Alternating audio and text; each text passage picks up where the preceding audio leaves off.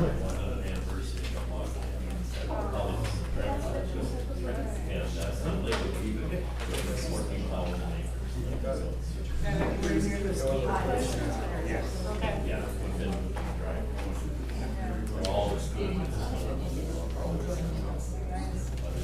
It's beautiful. Yeah. So it's hard to, can you get up there? The hard part is the, Good evening, everybody. It's Monday, August 14th. It is 7 p.m. Will everybody rise for Pledge of Allegiance?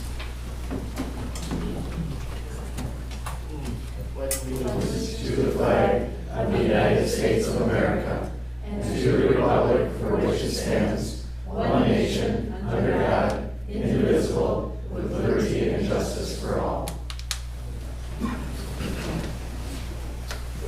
Welcome, everybody. We, for roll call, have all of us here. Lee, thanks for breaking the storm and coming back and joining us. Yeah. First thing we want to do is we want to adopt tonight's agenda. Is there any changes anybody would like to make on tonight's agenda? Or can I get a motion to adopt? I'll make a motion that we adopt the agenda as written and published. Do I have a second? I will second. All right, all those in favor of adopting tonight's agenda, say aye. All right, now moving on, we need to adopt the consent agenda. Are there any questions before we motion and second to adopt the consent agenda? Okay, I need a motion. I'll make the motion. Do I have a second? Second. All those in favor of approving the consent agenda, say aye. All right, we do have staff reports. I'm gonna turn over the mic really quick to Liz to give us a quick rundown, and then we'll move into public forum. Thank you, Brendan. Hi, I'm Elizabeth. I'm the new zoning administrator at the city here. I just want to give you an overview of what we're talking about tonight. I think we have a lot of topics that we need to talk about now and in the future, but tonight we are talking about very specific topics relating to cannabinoid product sales. That is the non-intoxicating. We're not addressing the sales of marijuana at this time. So the city can regulate cannabinoid sales in two ways. We can do it via the zoning ordinance, which restricts the location and use of properties, or the use of properties, and restricts the location of where that use can occur. And then we have the licensing portion, and that's the other medium where we have the control to regulate, and that has more details. So those are our two avenues that we're discussing. So I'd like to, as we move forward with the meeting, just be very conscious of what we are talking about. So first, let's address the zoning district and the conditional, approving it be used via conditional use or a regular permitted use. And then we'll go through and address the licensing ordinance verbiage itself. And then we have a third item to discuss. Thank you. We are going to move into the public forum. I have two people that would like to speak. I will start with you, Sandra.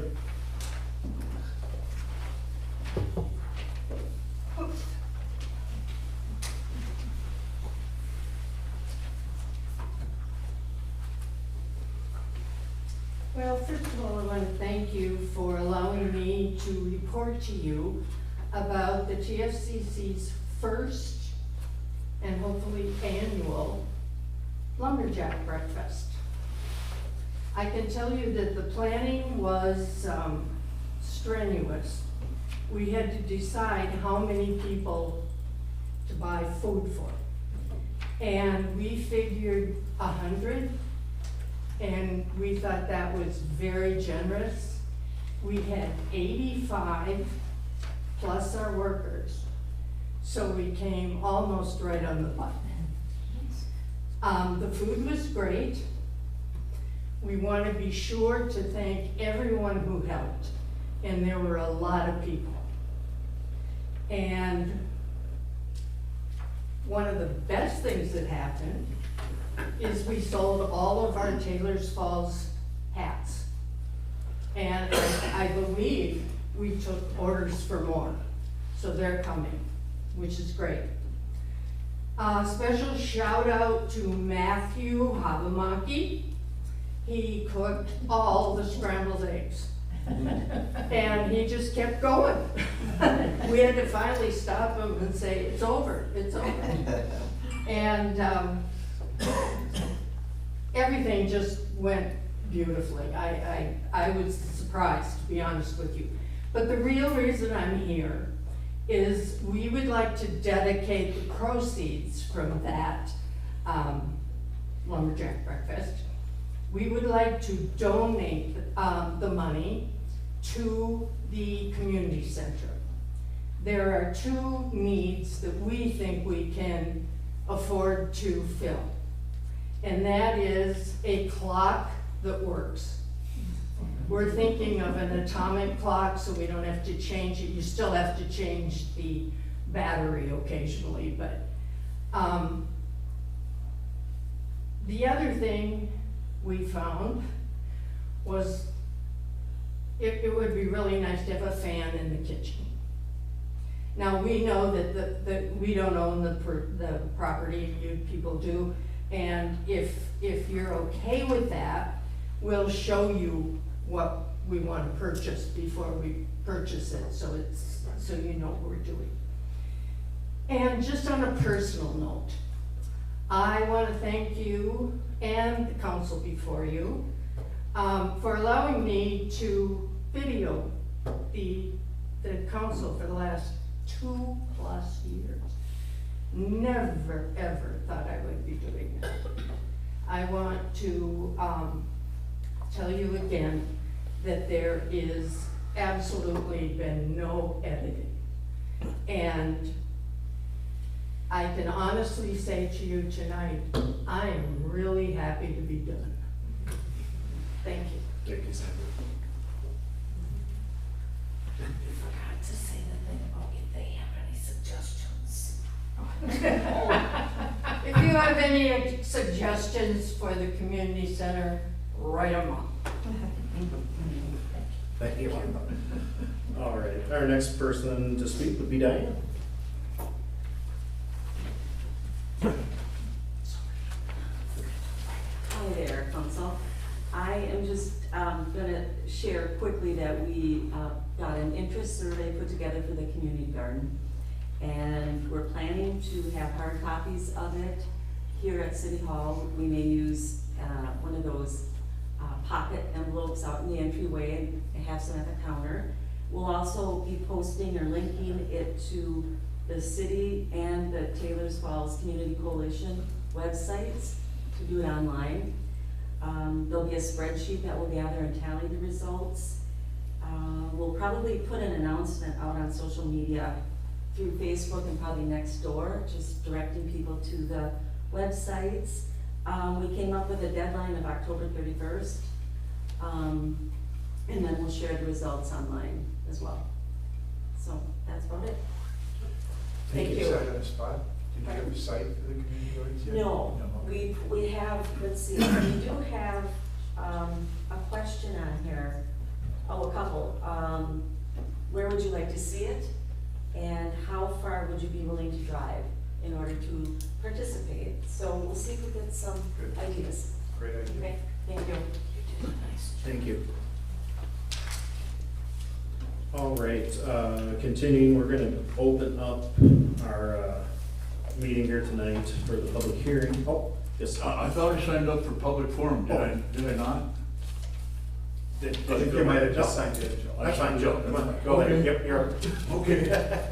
I'm Joe Stein, I live on Herbert Road, and I think the email I sent to the city got passed to everybody about the safety situation there. The trees are growing up into the roadway. It's already a very narrow road, and a few times people have been forced into the trees because of oncoming traffic. And I saw that it did get some attention today, and I sure do appreciate that. But that would be a temporary fix for that problem. The permanent fix is we gotta take back the road right away. And even the trimming that got done today got trimmed up as high as a car, but not what a truck would. And I mean, for years and years, my trucks kept the roads trimmed pretty good. I retired 6 years ago, and they're really getting overgrown. And I heard that the city was putting out some requests for bids on some tree removal, and I would just ask that Herbert Road be included in that bid. As right now they trimmed it, but all the vegetation comes right up to the road, and it's not going to be fixed until we take back the road right away. And I would hope you would include it, and that's, I don't know if anybody had any questions about it or anything, but it seemed pretty straightforward, that email. And I sure would hope that we fix up that road. I'll be, Lee and I'll be meeting with Kevin tomorrow regarding budgets, and I know that's one item that he's working on 24. Okay. So we'll Cool. bring that up to him. Thank you very much. And I would like to thank you for bringing that to our attention. Yeah. Please do that in the future. Thanks, Joe. Anybody else? Did we miss anybody? Okay. All right, we're gonna open up our public hearing now.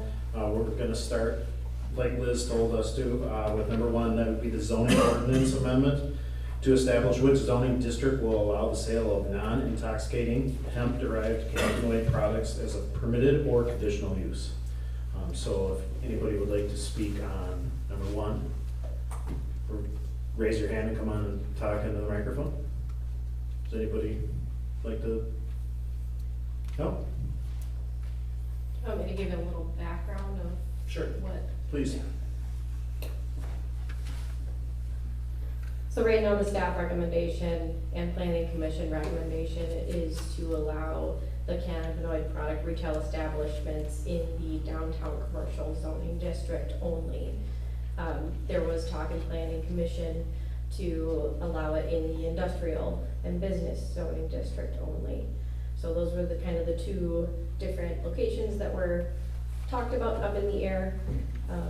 But essentially the state, we have to allow them somewhere in the city. So using the zoning district is how we're gonna determine where. So if you have any input on which zoning district you would like to see them in, or you can even discuss zoning districts outside of the two that we already discussed, you can go ahead and comment.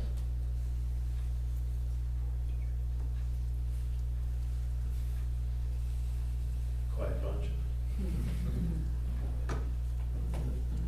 Any comment? No? All right, let's move on to number two. And just so we know, we all will talk about this after we close, yeah. Number two would be approve or deny the adoption of a non-intoxicating hemp-derived cannabinoid product sales licensing ordinance. Any comments? Please.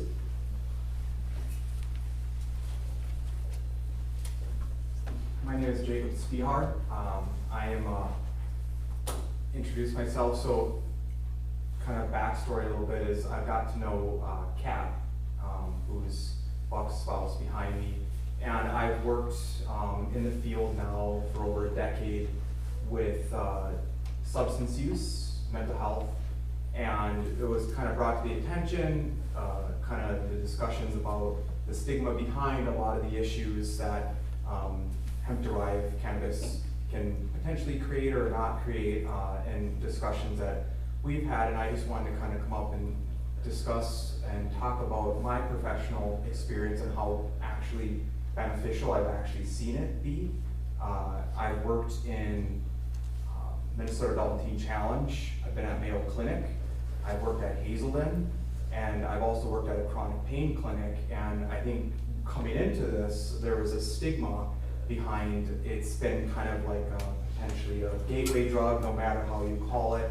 And when you really start to understand and see the hemp-derived cannabis, the benefits of it, and I've seen the last particularly, I would say 5+ years, it's been life-changing for a lot of individuals I've worked with.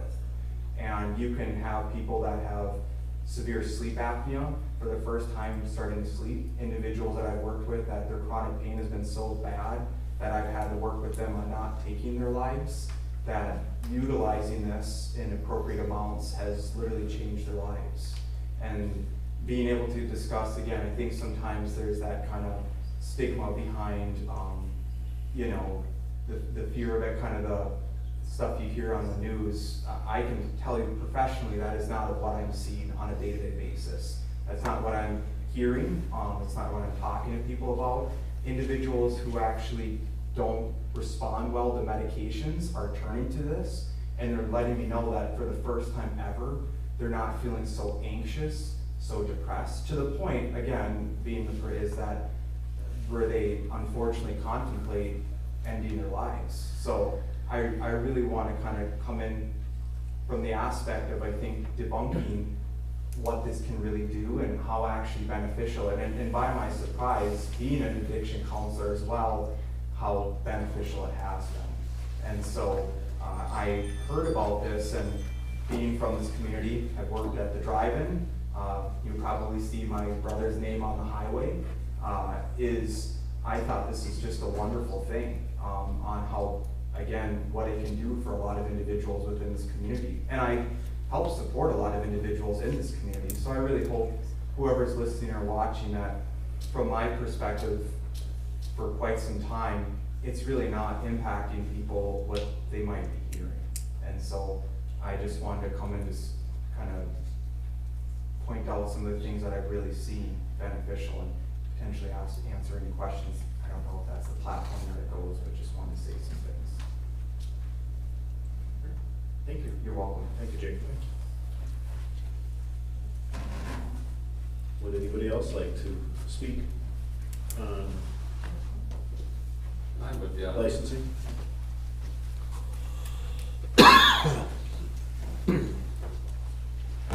My name is Buck Duncan. I have a business here on 10th Street in Taylor's Falls. Yeah, just to kind of reiterate what Jacob was saying, I think looking at this from the health benefits of it, like our own government, the U.S. Department of Health and Human Services filed a patent on cannabis and cannabinoids. It's patent 6630507. You can read all about everything the government says is beneficial about it.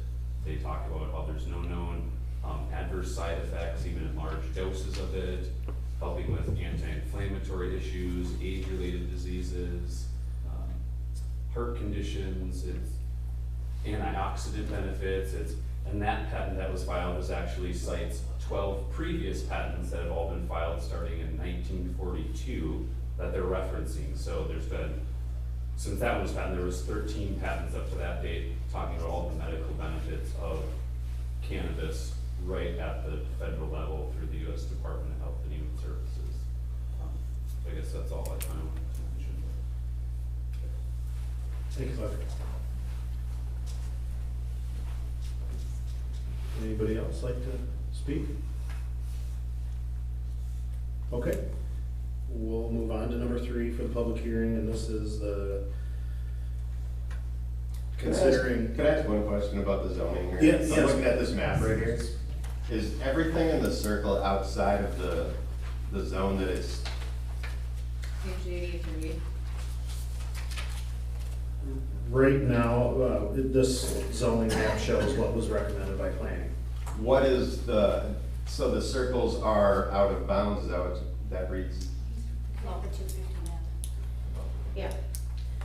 So the state says the city can put in setbacks, like a distance from a school or a religious institution or a park. We may do that, but we don't have to. So they were just exercising different distances there. So you'll see kind of 2 bubbles. I know it's in black and white, but the inner bubble is 200 feet from churches, parks, schools. The outer bubble is 250 feet. So we were just kind of illustrating what that looks like in the zoomed in downtown zoning district. Will you be taking any applications for conditional use outside of those couple buildings that are in the white zone? Or is that zone not set? That's just an example of what that would look like, you're saying? That's to be determined Gotcha. in the language. So if you have anything to say, on that topic, you can speak on whether you think they should be I guess I have a question if the fundraiser that the Historical Society does with the Pioneer School is actually being considered a school, because it's not like a taxable school.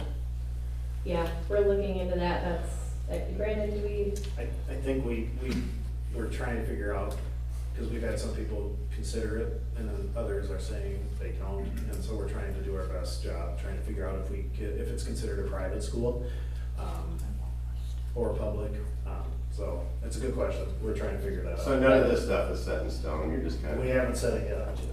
Yep, so that's what this meeting Yeah, is so- for, so if you have something if to you have say on that something- topic, go ahead. Well, should we come up, or you want to? Yeah, No, well, no, don't just come that's up so fine. we can hear you. Yeah. I just wanna clarify though, that for the non-intoxicating hemp-derived THC today, this is what those setbacks are applying to. Mhm. We don't have to have those in place. The And then, language in the proposed ordinance is 200. yeah, we do have proposed language for 200 feet currently, which we're gonna discuss, later. And as far as the Pioneer School goes, the city has control of that definition. I mean, we can include it or we can exclude it. Is it the city that has the say of that, or is it like off the state's definition? Because the state gives the city the allowance to figure that out. So is it the state's definition of school we're going off of then? Since we don't have to regulate it, I mean, since we can say the setback is 0, I would say that gives us the flexibility then. I mean, maybe that's a Fritz question. Fritz? Yeah, it is Fritz's question. But, you know, the answer is that you can define what the range is. You get to define the time, place, and manner. Those are the magic words. So you can regulate hours, what kind of place it has to be. You can exclude gas stations if you want. There's all kinds of different things you can do there. And manner. And typically, the reason why you see some kind of circle being drawn around schools and so forth is because in the case of alcohol, that's done. And so there's a tendency here to view one kind of, I know we're not dealing with the intoxicating ones, but one kind of intoxicating substance with another and sort of treating them the same way, using that blueprint. They don't have to do that, but it's kind of up to them. And that's an easy pattern to follow. That seems to be what other cities are doing. Okay. And the reason we're asking is because I did talk to Elizabeth last week and notify her that we are looking to start a load house in one of the buildings. And we weren't sure if we had to be rezoned, and she wasn't sure, and so that's why we're kind of curious and just checking out the map. Because that is one of the interests we have, is that as long as, you know, also the dispensary later on, but this is the one we're looking for this time. So I just wanted to make sure that you're saying, be very clear about what we're talking about, so that is the load house. So, that's it. Yeah, so you just wanna, usually you state your name and like your exact location. Yeah. You wanna- Sorry, Larry Long, I'm the owner of the old jail, we're the owners of the old jail, and we're talking about the Brown Jail building right now. Okay, and can you state the address there, please? It's 343 Government Street. Sorry, With eyebrows. we don't use that one very much. Thank you. So anything that you want to say about, so planning is recommending the 200 feet in the map that you said. They are recommending. That was a recommendation from planning, so. Okay. From Pioneer School specifically? Well, from, Or- that was the only one that included, would- that was included. That's the only one that would hit us, churches. that's why we're really curious about that school, because it's not really a school. It was included in their discussion. Okay. Yep, it was, yeah, public and private, and we did map it as, you know, from the Pioneer School. So that would include you being in that buffer zone for your property would. That doesn't mean it's going through, but that's up for discussion. Okay. And, you know, they have the flexibility to discuss whether they want to include that Pioneer School, you know, kind of looking into the definition of exactly. So what is it this like one discussion that's coming up, and then that's gonna be the decider, or is this an ongoing discussion, or how are you doing this? They can push language through today if it's complete, or we can have another discussion on it. So if you have anything, I would recommend speaking. Well, I mean, I don't know what to say with it. I mean, obviously with the school, we don't believe it's a real school and it shouldn't be counted. obviously. I believe that's what the spirit of the state law is written as they're talking about, different distances from parks and playgrounds and stuff.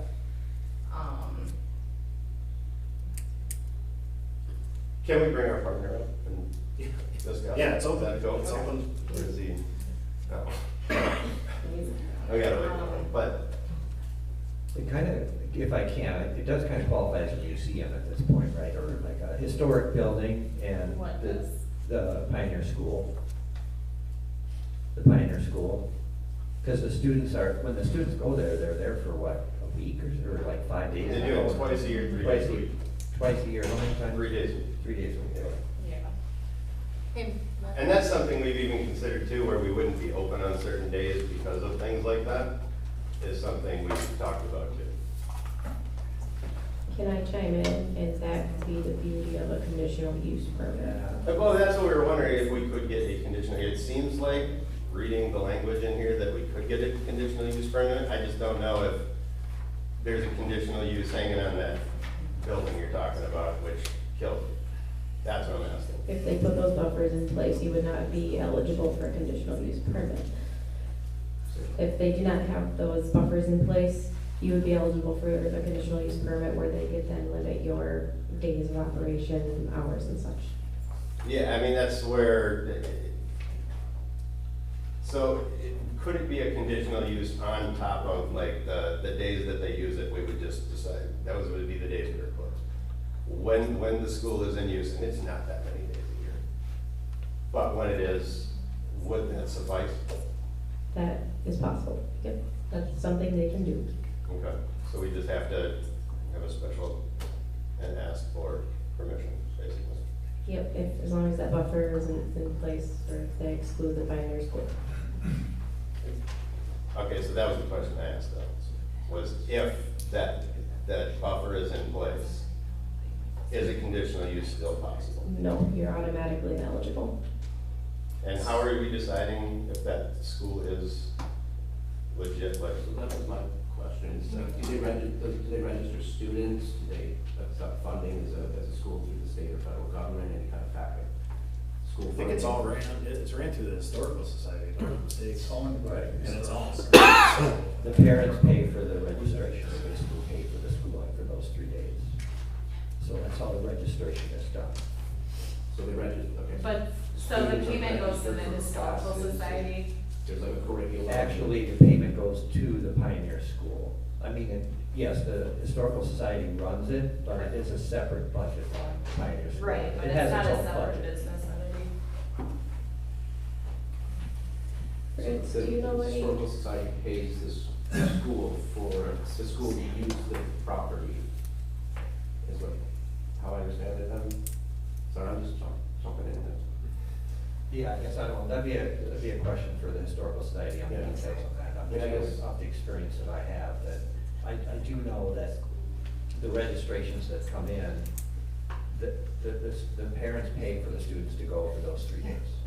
As a separate thing, there's a curriculum, there's a. Yeah, oh yeah, there's a curriculum, they build things, they build, desks or birdhouses or something from the Pioneer days, so they'll reconstruct something from the Pioneer days. Yeah, so I'd go as far as to say maybe, so for those 3 days, it passes the school.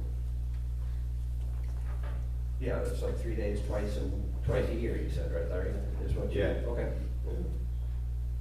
And that's where I'm saying, if, we were to shut down those days of use for the school, wouldn't that be a conditional use?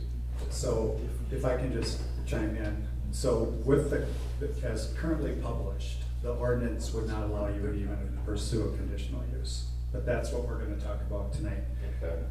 If we remove that bubble around that school, you could apply for a conditional use and the planning commission and council could require additional conditions other than what the ordinance would state.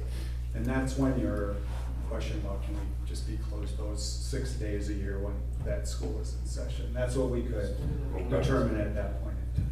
Well, one thing, if I'm gonna be very real, like, we wanna protect our old buildings, right? You guys are very interested in keeping those buildings sitting on that hill looking beautiful, right? That's what we're looking for here. That's what we're trying to do. We want a business where we can make the money to take care of these buildings properly. Because what's in there now and what's probably going to be allowed won't do it, just being real. And I'm trying to protect your buildings the same as I'm trying to protect my buildings. You know, there's a look at this town, it's beautiful.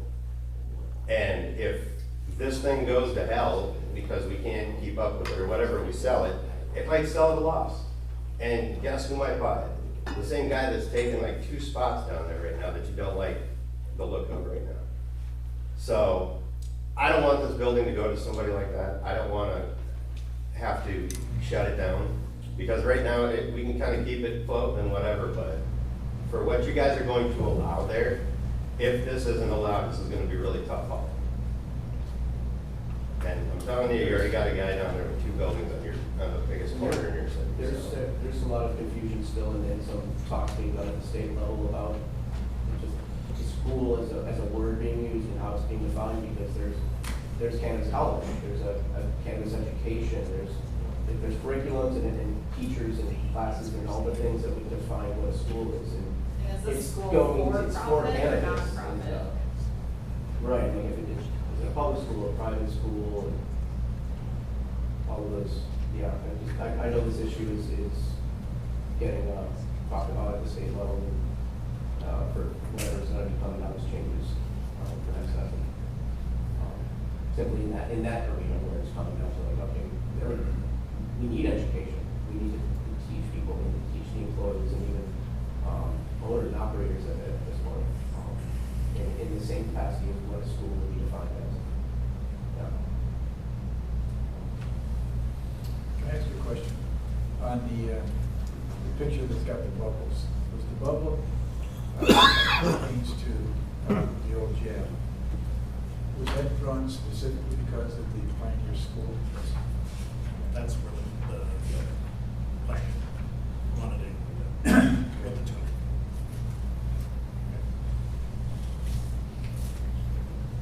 There are events during Waterman Days held there as well, correct? Or is it the lighting festival? Lighting festival. Does it pay taxes as a school? I don't know about that. Pays no taxes. There are different definitions of schools, paying taxes.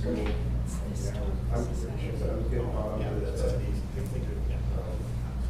that. Most of the time, the year doesn't operate as defined as a school. What is it most of the time? It's almost the entire. It's open like 7, 8 days.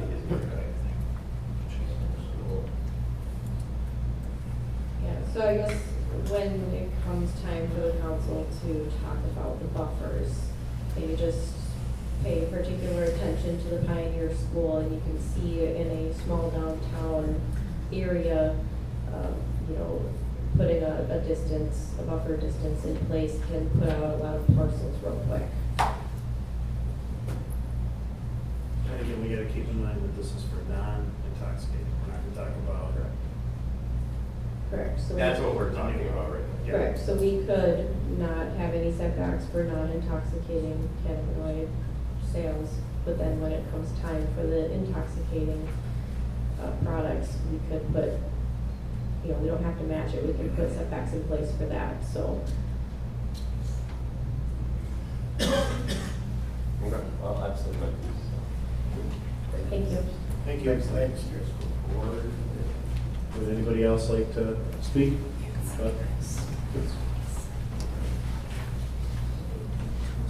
Yeah, I think just like you're saying, the state has that set up for schools, 1,000 feet, and that's for the regular cannabis stuff. There is nothing for the non-intoxicating stuff. Even for the intoxicating stuff, the state's really only looking at schools and then the public parks and that kind of thing. They're not looking at state parks, post offices, religious institutions, that kind of thing, which is all part of that map. I think has that on there too, so it does seem like, yeah, it's going above and beyond even what the intoxicating things might require later on.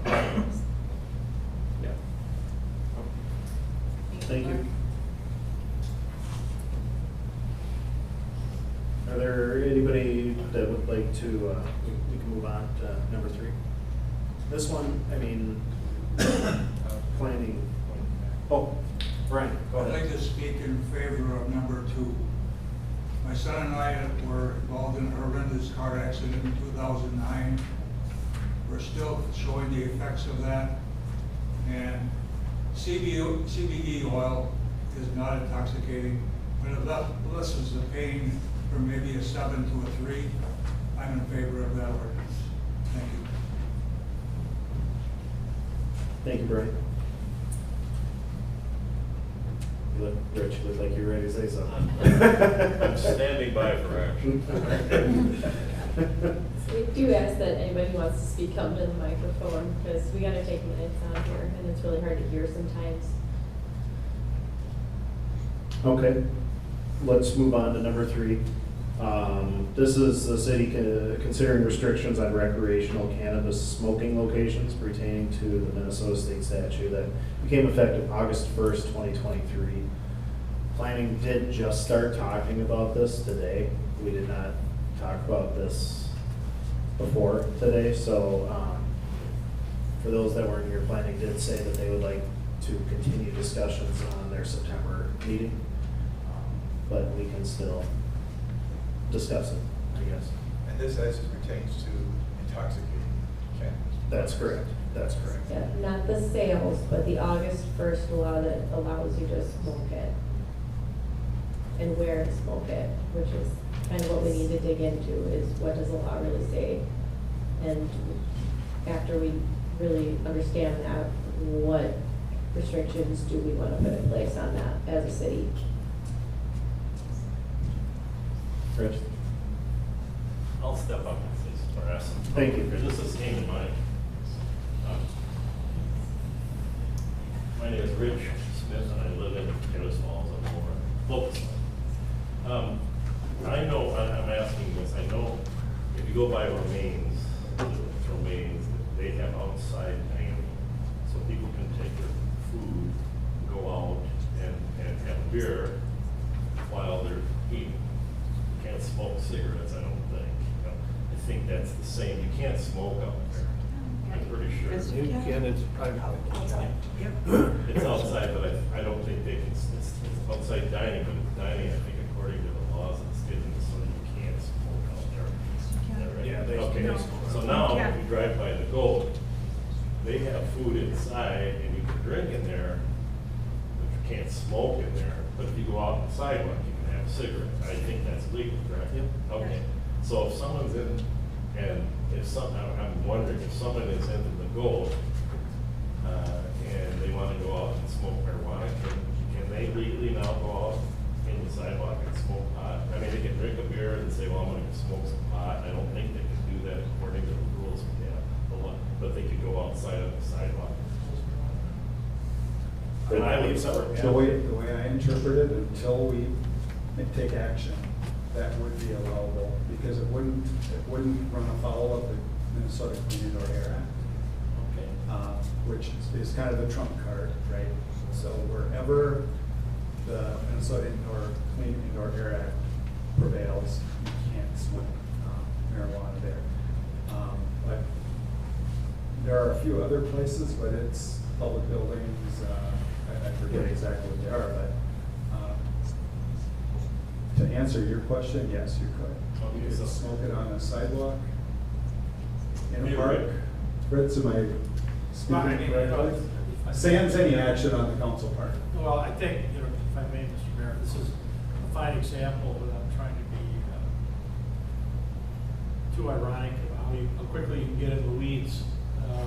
And the issue is, and there's a real question as to whether or not the Clean Indoor Air Act can be made to apply to marijuana products or the THC products. It stands to reason. Smoke is smoke. Secondary smoke is secondary smoke. In fact, I'm reading that secondary smoke for marijuana is worse in many ways than tobacco, but it is not as regulated. And so for that to happen, you really need to do something, which is the purpose of, I think, the proposed ordinance that's being looked at.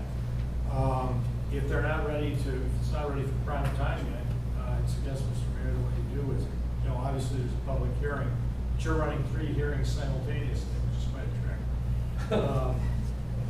I would suggest what you do is you continue the hearing after everybody's had their chance to speak their piece, but continue the hearing on the smoking part of that until your September meeting, maybe, or whenever you want to, and then follow through on the other two. It's just interesting that, you know, when I drive by there, I see someone smoking a cigarette out there, I'm different about it. For some reason, I don't know, and I'm not, this is visceral, and I don't know where that's all lands, but the idea of people smoking pot, and many of my family members are lifelong pot smokers. For some reason, it doesn't feel right. So, does that mean anything? It's not, so, okay, well, thank you. Mr. Mayor, if I could just say one thing, I mean, you know, What's that? if I could say one thing, people are struggling with this exact issue, all over the state, as it relates to smoking.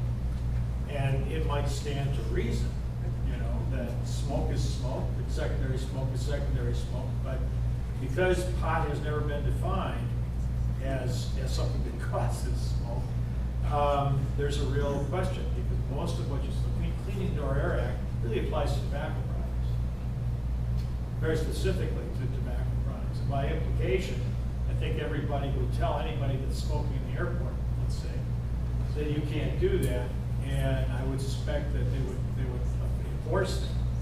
But it's right now everybody's trying to clear this. I keep running into these dumb men. We're trying to take care of the problem. Thank you. Boom, boom, boom. I can hear you in the mic, but I'm not hearing anybody else in the mic, and I know when I watch from home, if people aren't in the mic, it's terribly hard to listen. That's it. Pardon? We've all been trained to be this close to the mic. Public has. I'll attempt to speak up and be heard here. But going to the last point made, I can speak personally to this too. I grew up in a family that they were smokers, but they hid it from me. So I didn't grow up with that smell. But I ended up being a smoker myself and smoked a pack a day until I quit. Growing up around the smell of cigarette smoke, it became natural, it became normal. In the same way that the smell of cannabis smoke became normal, and that became incorporated as a normal thing in my life as a medicine.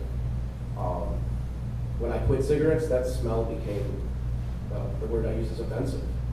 The smell of cigarette smoke, the smell of an ashtray, there's nothing other than that's the only thing I can say to describe it. It is offensive. And so when people talk about, I can't deny people's experience when they smell this and say that's the word that they use, is offensive.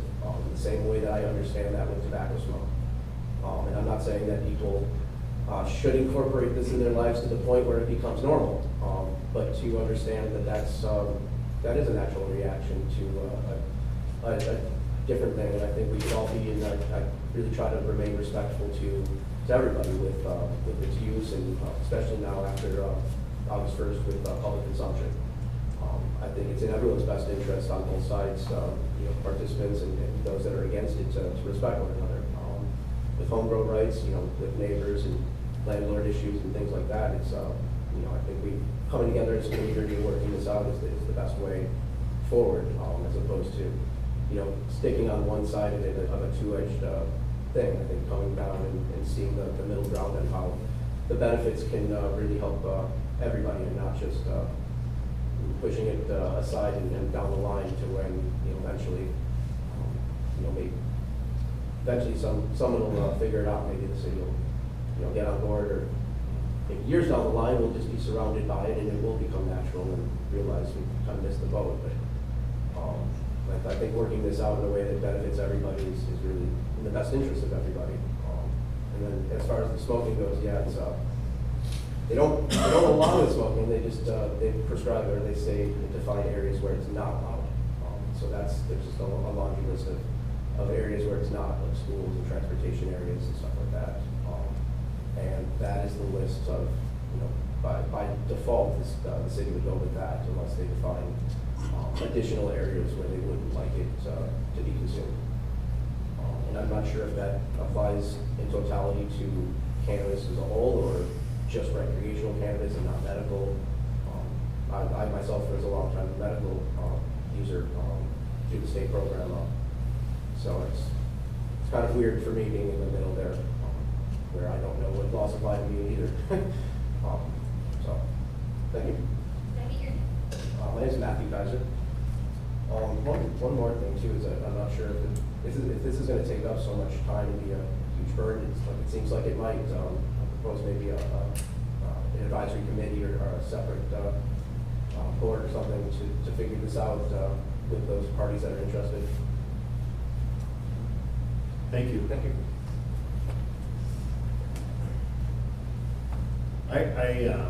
I think we should wait, this till September meeting, just because that's what zoning and planning told us this evening. Because they really wanna talk about it and figure out where they would, how they wanna put it all together for us, so. Harry did have some information though about what some of the other cities are doing that you have in our packet. Is this regarding the smoking and? Yeah.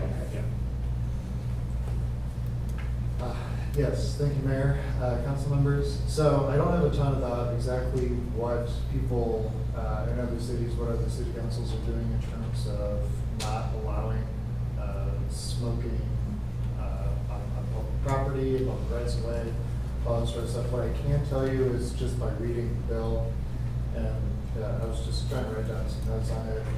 In terms of where people can and cannot smoke, the only places specifically laid out within the bill, HF 100 and then section 9, I believe it's number 7 underneath that. It only talks about private residence, which includes somebody's yard. Also includes somebody's private property, unless the owner of that property specifically said that you cannot use any adult cannabis products on that property, or a premises that has a license or some sort of permit to allow on-site consumption, which until we have an office of cannabis management does not exist. So that's currently what you're working with in terms of where people can smoke. So I'm still digging into it. I'm still reading every line of that particular bill to figure out if there's anything in particular about smoking within public right-of-ways or anything like that. If a little bit more time, I think we can do that today. But at least in terms of what other cities are doing, kind of to your point, Mr. Mayor, a lot of other cities are looking at moratoriums on adult cannabis businesses, which is something that they can do up until the year 2025, January 1st, 2025. It seems like that there are a bunch of other cities within the metro that are doing that. I understand that there are some concerns about a moratorium that lasts more than 12 months. I can't tell you exactly why some of these other cities are looking at something more than 12 months, but it seems like that's what they're going ahead with. And it seems like based off of some of the information that we're getting from different outlets, the state, that they won't really have an office until 2025. I think the idea behind a lot of those moratoriums is that in the event that licenses do start to get issued before 2025, that the city that has adopted a moratorium has enough time to be able to adopt an ordinance to sort of keep up with anything that changes before that date. So in terms of the legalities of all that, I'm going to defer to the city attorney, but that just seems, in terms of the information that I'm gathering, and what a lot of my colleagues are gathering, also within Bolton Mank, there's kind of a team of us at Bolton Mank that are looking into this and trying to come up with a template for stuff. That's what we're finding. Thank you. Any questions? Harry, how many people do you have on this? So we have actually about 4 or 5 people, depending on people's workloads at one time. I'm just wondering if you ever get the feeling that the state legislature is pushing us in some respect to distract us from what they are doing and potentially distract us in the local government from what we should be doing. Councilmember, I don't know if I can exactly comment on the politics. I know you can't, but thank you for the opportunity giving me the opportunity to get it out there. Sure. Understand, thank you. Any other questions? We have more discussion on this. Thank you. I guess just break that, I guess let's cover it there. If there's, Okay, later. it's the wild, wild west, that's all I can describe. Okay. Everybody's going at the same time. Can I make a motion to postpone 3 if we've had a until September. Have we had any discussion? We're still in the public hearing, so. Okay. When we get down there, we can. Okay. Thank you. I'm with you. No, that's okay. I just want to move along. Did anybody else want to speak regarding the recreational smoking question? I did want to say I found Wyoming is in the newspaper. It says, in the interim, council also scheduled a public hearing for this August 15th to specifically act on freezing applications related to the state law that becomes effective August 1st, allowing marijuana recreational uses. So there's one I just happened to have on my desk relating to the last question. I'm involved with 2 others that are the same thing. I mean, 200? No, not 200. Oh, I'm 200. sold 200. Prince, you gotta Feels speak like into the what's going on microphone. everywhere, just so you know. I spent basically my whole afternoon dealing with another city's pot problems, and it's probably what we're gonna be doing for a while. Yeah, that's an interesting point. Thank you. With nobody else wishing to speak on the recreational smoking of cannabis, I would like to close the public hearing. Mr. Mayor? Yeah, Mr. Mayor? No, that's again, you've got 3 hearings going on at once. Yep. What I would suggest is that you entertain the councilman's motion to table the public hearing with respect to the 3rd item. Can we do that even though that we haven't even gotten to the council discussion yet? 'Cause we're Yes, just in fact, okay. yes, and in fact, I recommend that you do that. Okay. You will have that available and that opportunity available, which isn't to say that related matters can't be discussed anyway. But just for, technically, it's to get that hearing onto that agenda, and then you close the remaining 2. But you have to keep the other one open. Okay. And we should do those individually? Yes. Okay.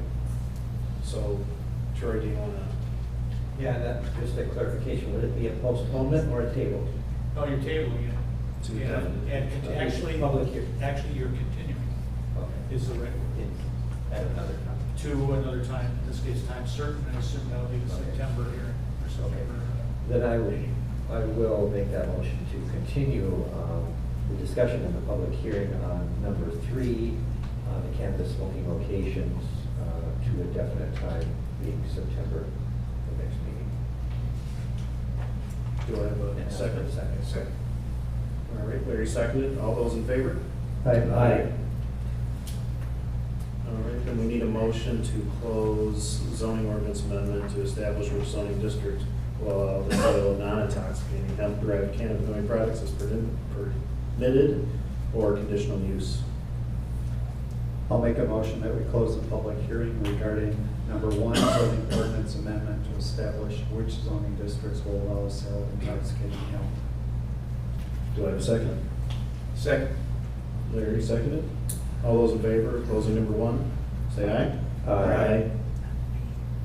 All right, I'll need a motion to close number 2, to approve or deny the adoption of non-intoxicating hemp-derived cannabinoid product sales licensing ordinance.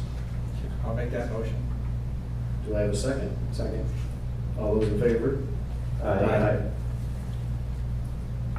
All right, let's move on to old business. Number 1 is the water bill update. Yeah, I can speak to this a little bit. I don't have an update on the entirety of the billing update, but there were a couple of issues that have continuously come up with Public Works and the administration. There's some past due accounts with unresolved meter issues, and we can't get any response to them to fix the meters. So we don't know how much water they're actually using. And again, these are past due accounts, so there's a little bit of a difference here.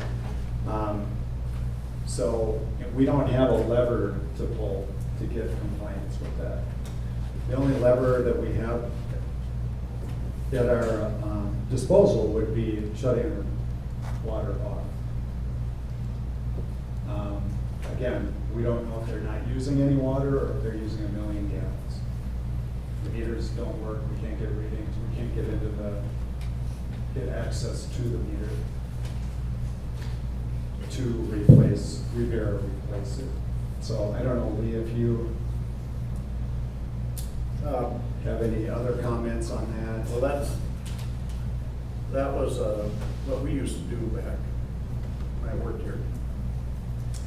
Is if the bill got, if you couldn't get in or couldn't see the water meter, you send them a letter saying that your water is gonna be turned off on such and such a day. And it's amazing how fast they'll get a hold of you.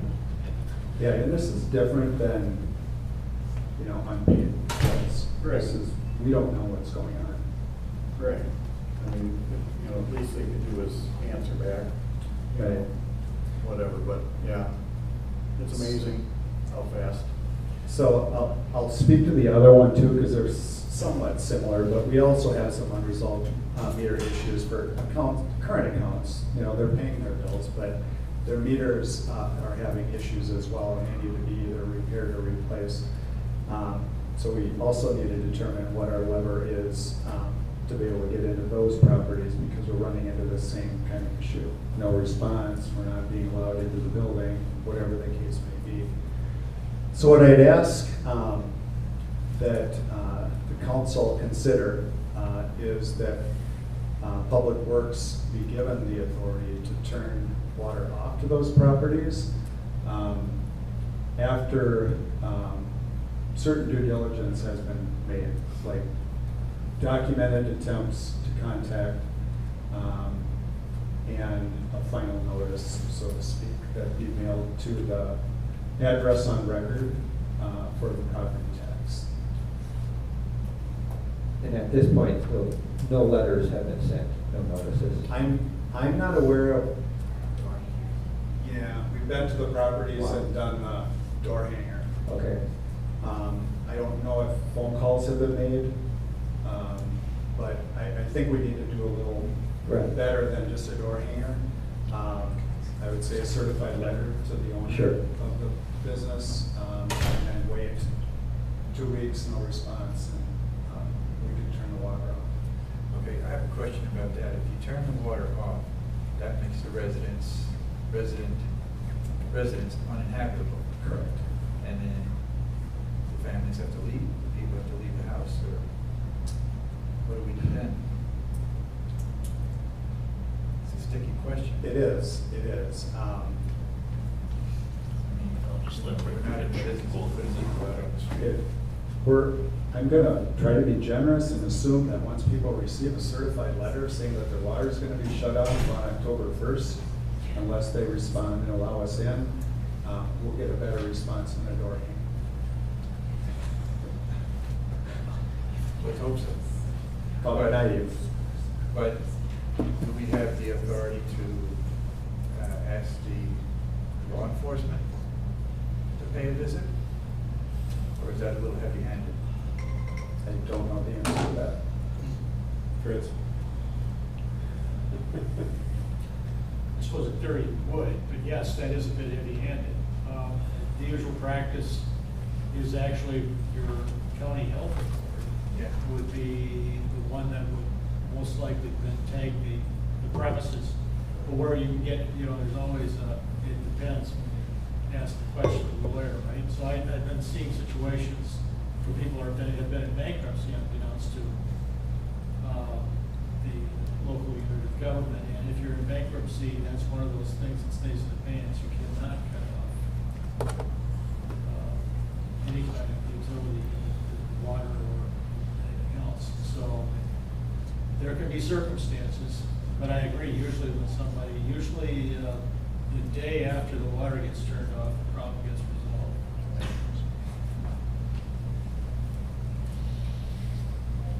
So, what do we want to put as best practice? Do we want to do door hang and then a certified letter saying that, you have how many days to respond? Well, we give them a month from when the letter sends out, or? Well, we'll soon be butting heads up against when we can't turn water off. Right. So I would say, we've done the door hangs, the door knocks already. Certified letter, we give them 2 weeks to respond. That would be Middle Oaks September, and, okay, good. Yeah, because I do make a good point, we're getting closer to winter. We can't and we shouldn't, be turning water off if we have everything. We would not. Okay, so we need a motion to approve Public Works to send out a certified letter with a 2-week notice that water will be shut off unless we're allowed entry. To work with the clerk. I would say to work with clerk. Work with the clerk, yes. Okay. I guess I just motioned, so do I have a second? I would second that. All right. Any other discussion on that? Okay. All those in favor, say aye. Aye. Opposed? I'm opposed to shutting off the water. I'm opposed to notifying the residents, but shutting off the water, I'm opposed to. I'm not a big fan either, but we're running out of options. I should say we run out of options. The last item regarding the water bill update, we need to direct the clerk to start processing delinquency letters to be certified on property taxes for 2024. So I guess I would ask that we have some discussion about that and move forward with a motion.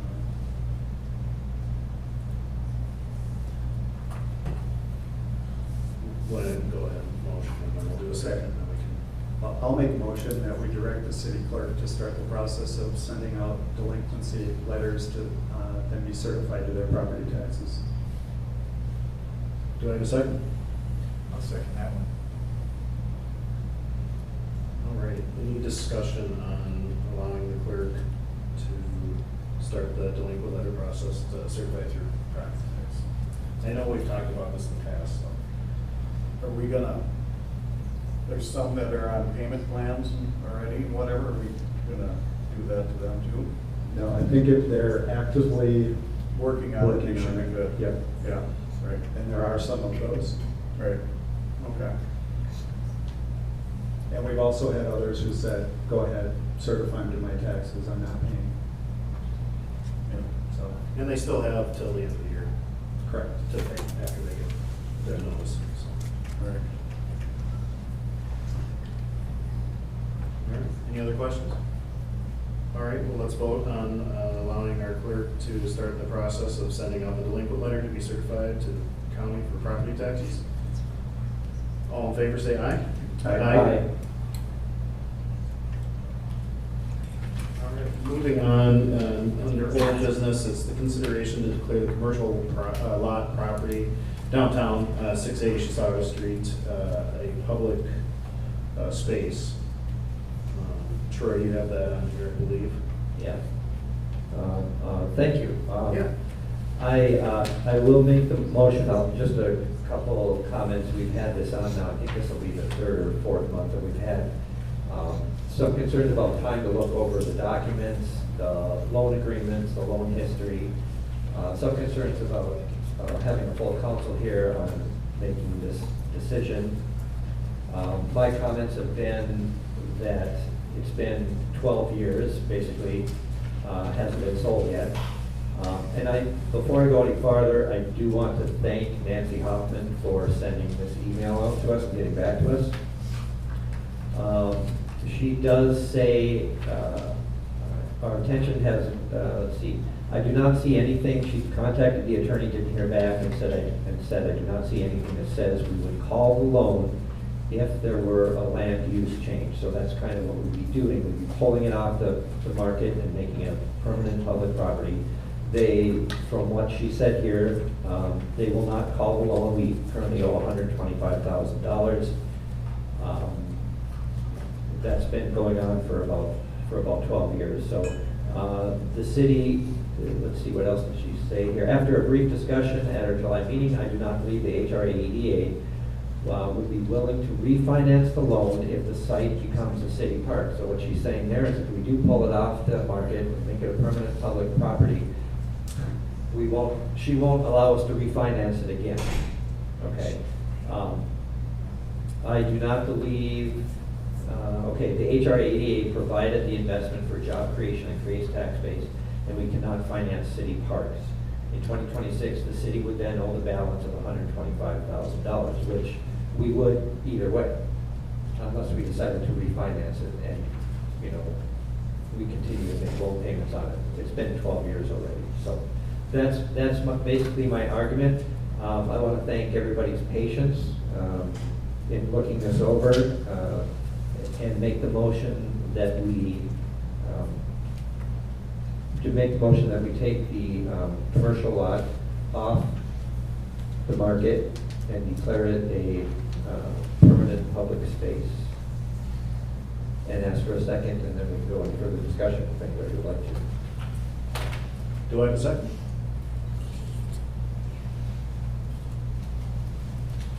Do I have a second?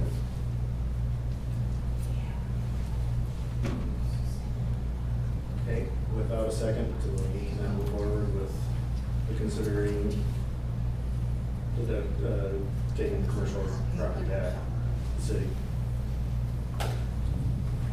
I do want to share one thing on that. I know I'm probably not speaking out of turn, but we do have a gentleman and his family that are really interested in possibly purchasing that property by Mike Brady.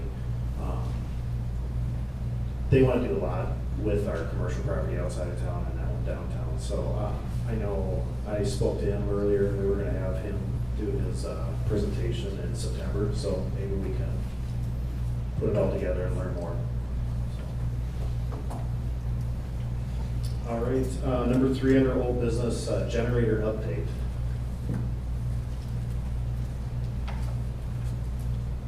Lee, I think this one's yours.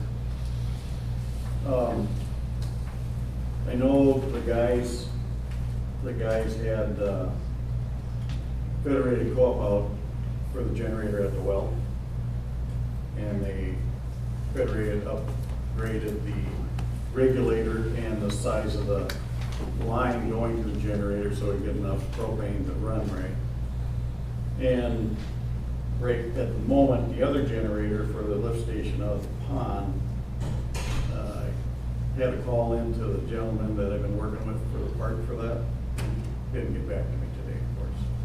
So that's where we're at on that. Although I do have the part ordered. It was just depending on when it was being made. So that's where we're at on that. Okay. Any questions? Larry, Tim? No.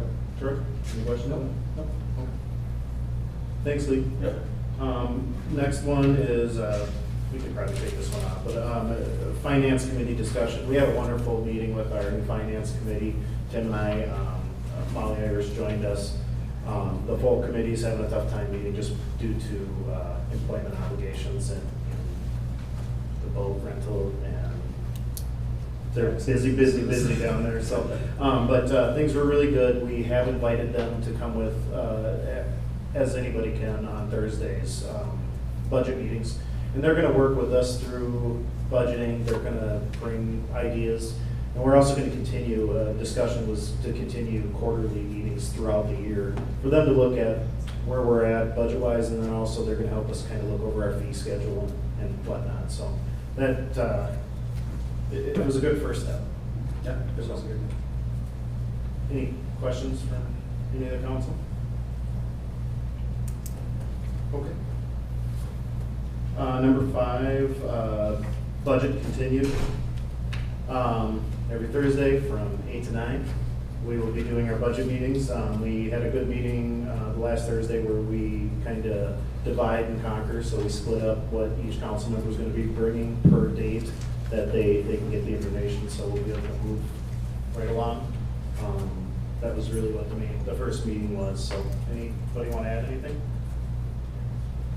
Now, if you're interested in public works, 17th, we'll be going up next. I think police, fire also? Yep, police, fire, and public works will be this Thursday. Just the other thing is about the budget workshops. I mean, it's a great vehicle for deciding what's good for the city and preparing. And things that we need are budgeted for. And it keeps our city running. It's great discussion every time we've had budget workshops. Thanks, Larry. And I think our intent is to be done by the end of August. Yeah, yeah. We're giving ourselves 1 week extra if we need it, but that's the goal. So, all right.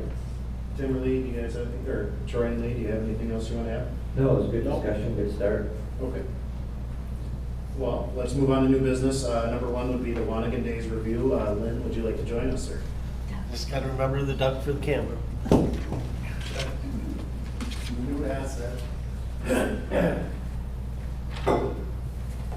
Find me, Senator? Nope, you do it. All right, well, this Wanigan Days is over and done with for this year, just starting to plan for next year. We had a good year. We financed everything was paid for, and like I say, planning for next year. We planning next year already for the down at Kids Park. We're gonna have a petting zoo next year. And then instead of a smaller bouncy houses, we're gonna have a bigger one. It's actually a maze unit, I believe, Jim said. It's huge, but it's something that we can't set up, somebody else is gonna have to set up. But we hope to have more activities down there next year, get more family involved type deal. But I should really start out by thanking all the sponsors that came out and helped us to provide all the services that we do every year. Also for all the participants. Fire Department, Lions Club, the, I still want to call it the Tails Fall Coalition, the search team to help out. I know I'm gonna miss people. St. Joe's Eats down there, but everything went very well. So I just want to thank everybody for participating. Like I say, I think all the attractions went well, so that's a good thing. I talked about a little bit about different things we want to do next year. One question always comes up, or did come up this year, and that's on food trucks. And it's always been our opinion that food trucks are great, but they come in, they set up, they tear it down, they take out their money with them. And these people that supported us to get to the point to have a Wanigan Days, it's time for them to shine and make some money. It's time for the nonprofits to make some money. So we felt that food trucks is really not the place, because people here pay the taxes year round, and we want them to have the business. So that's the reason we haven't allowed food trucks in the past. And we hope that we'll maybe sell some food and stuff down by where the Kids Park is. We didn't have anything this year, so hopefully the Lions Club will have something down there. But I think it's time for the people to shine here to make money. You know, the breakfast and the Romaines, and we'll hopefully have another restaurant in Sago House and Scooties to whoever. And I just think it's important to keep the tax dollars here to help pay throughout the year. So that's why we haven't had food trucks in the past. So hopefully that answers that question a little bit. Not that you can have them different times during the year, just Wanigan Days is kind of concentrated. It's kind of helped the sponsors out to pay our way throughout that weekend, so if that makes sense. Like I say, but it's come to a time that I think Sandra and I both agree it's time for us to step down the chairs, right? Yeah. We're ready to step down the chairs. And the Lions Club has basically said that they would take over as the committee for that.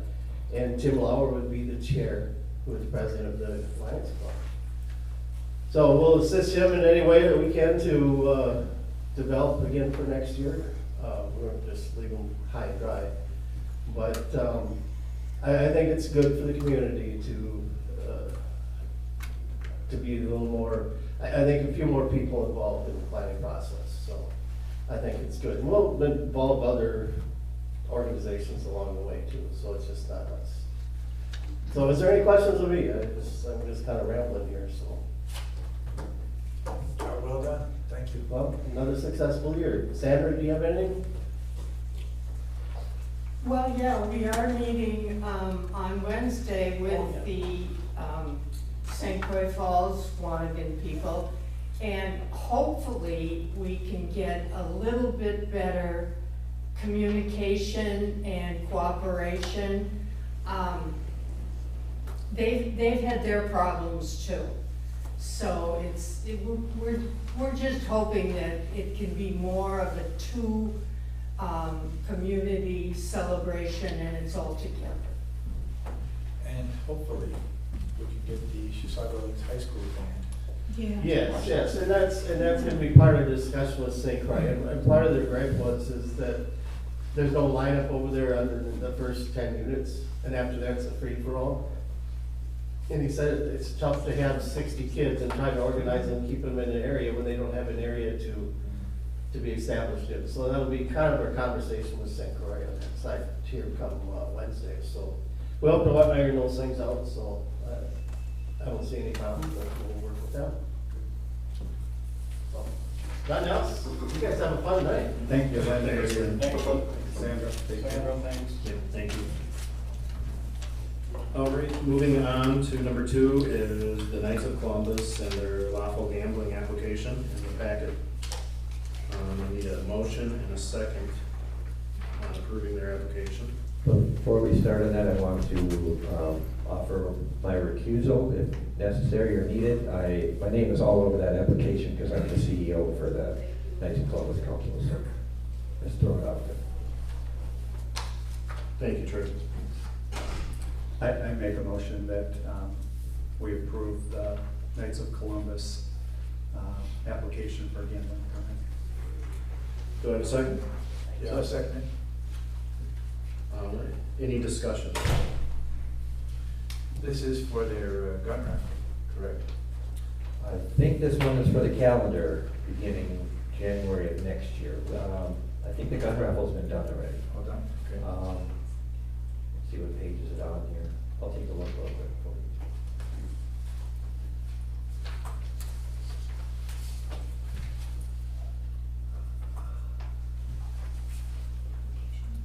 Yeah, the application's on here, but there's nothing. Yeah, this one is in Taylor's Falls, St. Joseph's Church, so this would be the calendar raffle. We'll repeat the numbers for the calendars. Thank you. Any questions? Okay. Good, all right. Well, let's go ahead and approve this. All in favor of approving the Knights of Columbus's application for the calendar, say aye. Aye. All right, moving right along, our number 3 on new business, we have a new interested party that would like to talk to us about possibly opening a dispensary in Taylor's Falls. Dave Turbinson and Andy Schrader. Welcome. Good evening. Andy just had to leave here around 15 minutes ago. Anyways, I just have about a 1-minute introduction here. I'm from Maple Grove, Minnesota. Had a cabin on Balsam Lake in Wisconsin for the last 17 years, so I'm very familiar with Taylor's Falls.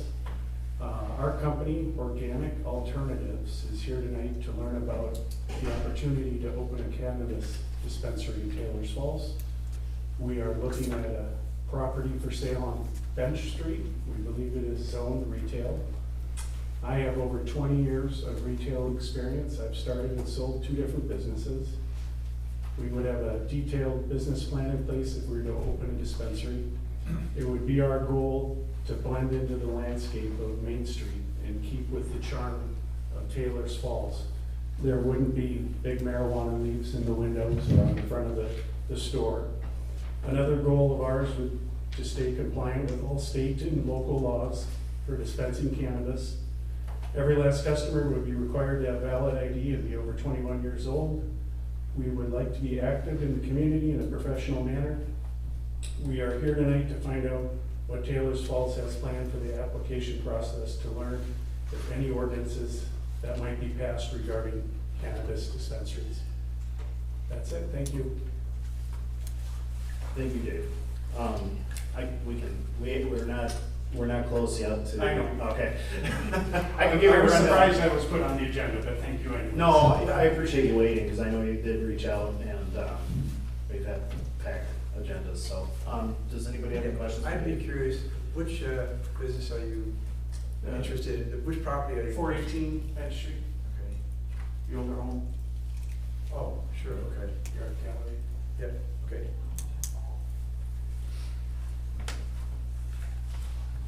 Any other questions for Dave while he's here? Oh, I'm sorry. I should No, have- no, you're okay, you're okay. I don't think so. Okay. Stay tuned. That's all I can say. Oh, absolutely. Okay, well, thank you so much. We appreciate it. Moving right along here, we're gonna go into, the hot topic of the evening. And we'll start with, number 1, the zoning ordinance amendment to establish what's a zoning district.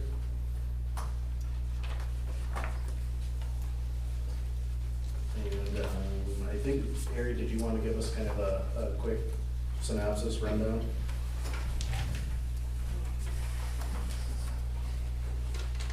Yes, sir. Thank you, Mayor. Again, good evening, council. So the items in front of you today, we've been talking about a little bit this evening, but if I could just give you a little bit more detail on kind of what's being proposed as well as to the audience.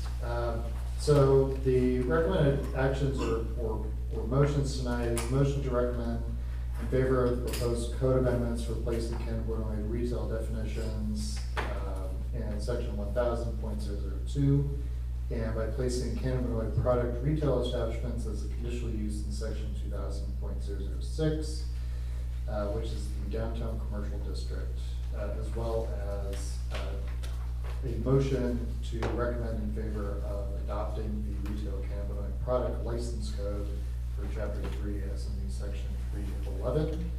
So the proposals or the proposal for both of the code amendments in front of you guys tonight comes out of back in July of 2022, edible cannabinoid products were made legal in order for retailers to sell as well as for adults to consume.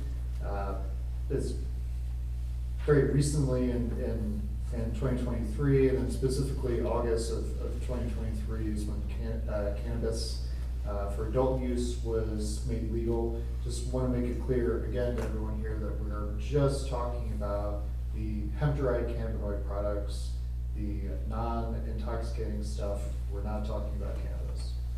So the effort in front of you all today is to start to regulate some of this non-intoxicating cannabinoid products. The cannabis stuff is not expected to come up until 2025.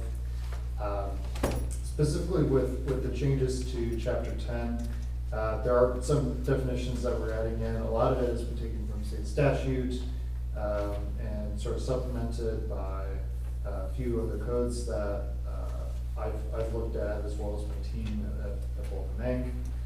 Cannabinoid products and how that's defined, cannabinoid product incidental sales, a product retail establishment, and then non-toxic cannabinoids. Those are all now defined or will be defined under the code with the amendments. And then for section 2000.006 for downtown commercial district, adding I guess letter L to the end of the conditional use section, subdivision 4, which would allow non-intoxicating cannabinoid product retail establishments that are licensed. And so that particular note about licensure is related to the second part, which is chapter 3. And so this would add a new section 311 to chapter 3 called retail cannabinoid product licenses. And so within this section, there's a bunch of things that are defined specifically to cannabinoid retail sales. I'm not going to go through all the definitions. If you'd like me to, I can. But in terms of licensing, generally what this is doing is that it's setting up requirements for businesses that want to be able to sell cannabinoid products, the number of licenses, their eligibility, and how we define whether a person, a proprietor, or an organization is allowed to sell cannabinoid products, including background checks, license terms, renewals, grounds for denial, as well as an appeal process. Under the specific regulations, prohibited sales, so someone wouldn't be able to do this out of a truck, they wouldn't be able to do consumption on site, they wouldn't be able to do delivery under this particular ordinance, non-intoxicating. Vending machines wouldn't be allowed, self-service wouldn't be allowed. There are location limitations, which I know that we've talked about a little bit tonight, regarding the proximity and how that's sort of changed in between the sort of where the planning commission was recommending going and sort of generally where it sounds like council might want to go, although, in terms of discussion, I think that probably warrants some more. For civil penalties, suspension, revocation of licenses, those are all covered, as well as cannabis product sales without a license, which, spoiler alert, is prohibited. So anyone that tries to do that, that does not have a license from City of Taylor's Falls would not be able to sell any within city limits. So there is now a process for that as well. Kind of the more important stuff that, kind of looking from a legal perspective as to why you guys might want to adopt a series of amendments, both to zoning code as well as to your licensing section. Chapter 10 kind of helps out in terms of changes to the zoning code. Generally, when you're looking at factors for zoning amendments, whether that's for a map change or zoning text change, these are, the things that are called out under that section A through, it goes all the way to G, yes. So those are going to be the criteria that you all will use in terms of making changes to the map, making changes to the zoning text. So kind of starting out, will this amendment create an excessive demand on existing parks, schools, streets, and other public facilities and utilities? Staff is recommending that this will not create a, an additional, sort of excessive demand on any of those, no different than any other retail shop or any other sort of retail business within the downtown area and the downtown district. Is it sufficiently compatible with existing development? Will it depreciate in value, and will it be a deterrence to development? No, not more so than any other retail business.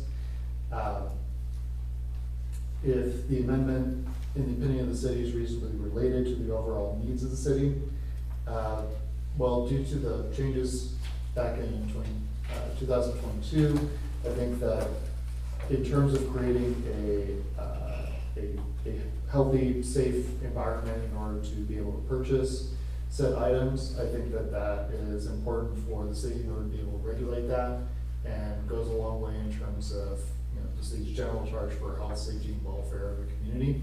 So we are, at least from staff's perspective, saying that it is reasonably related to the overall needs of the city.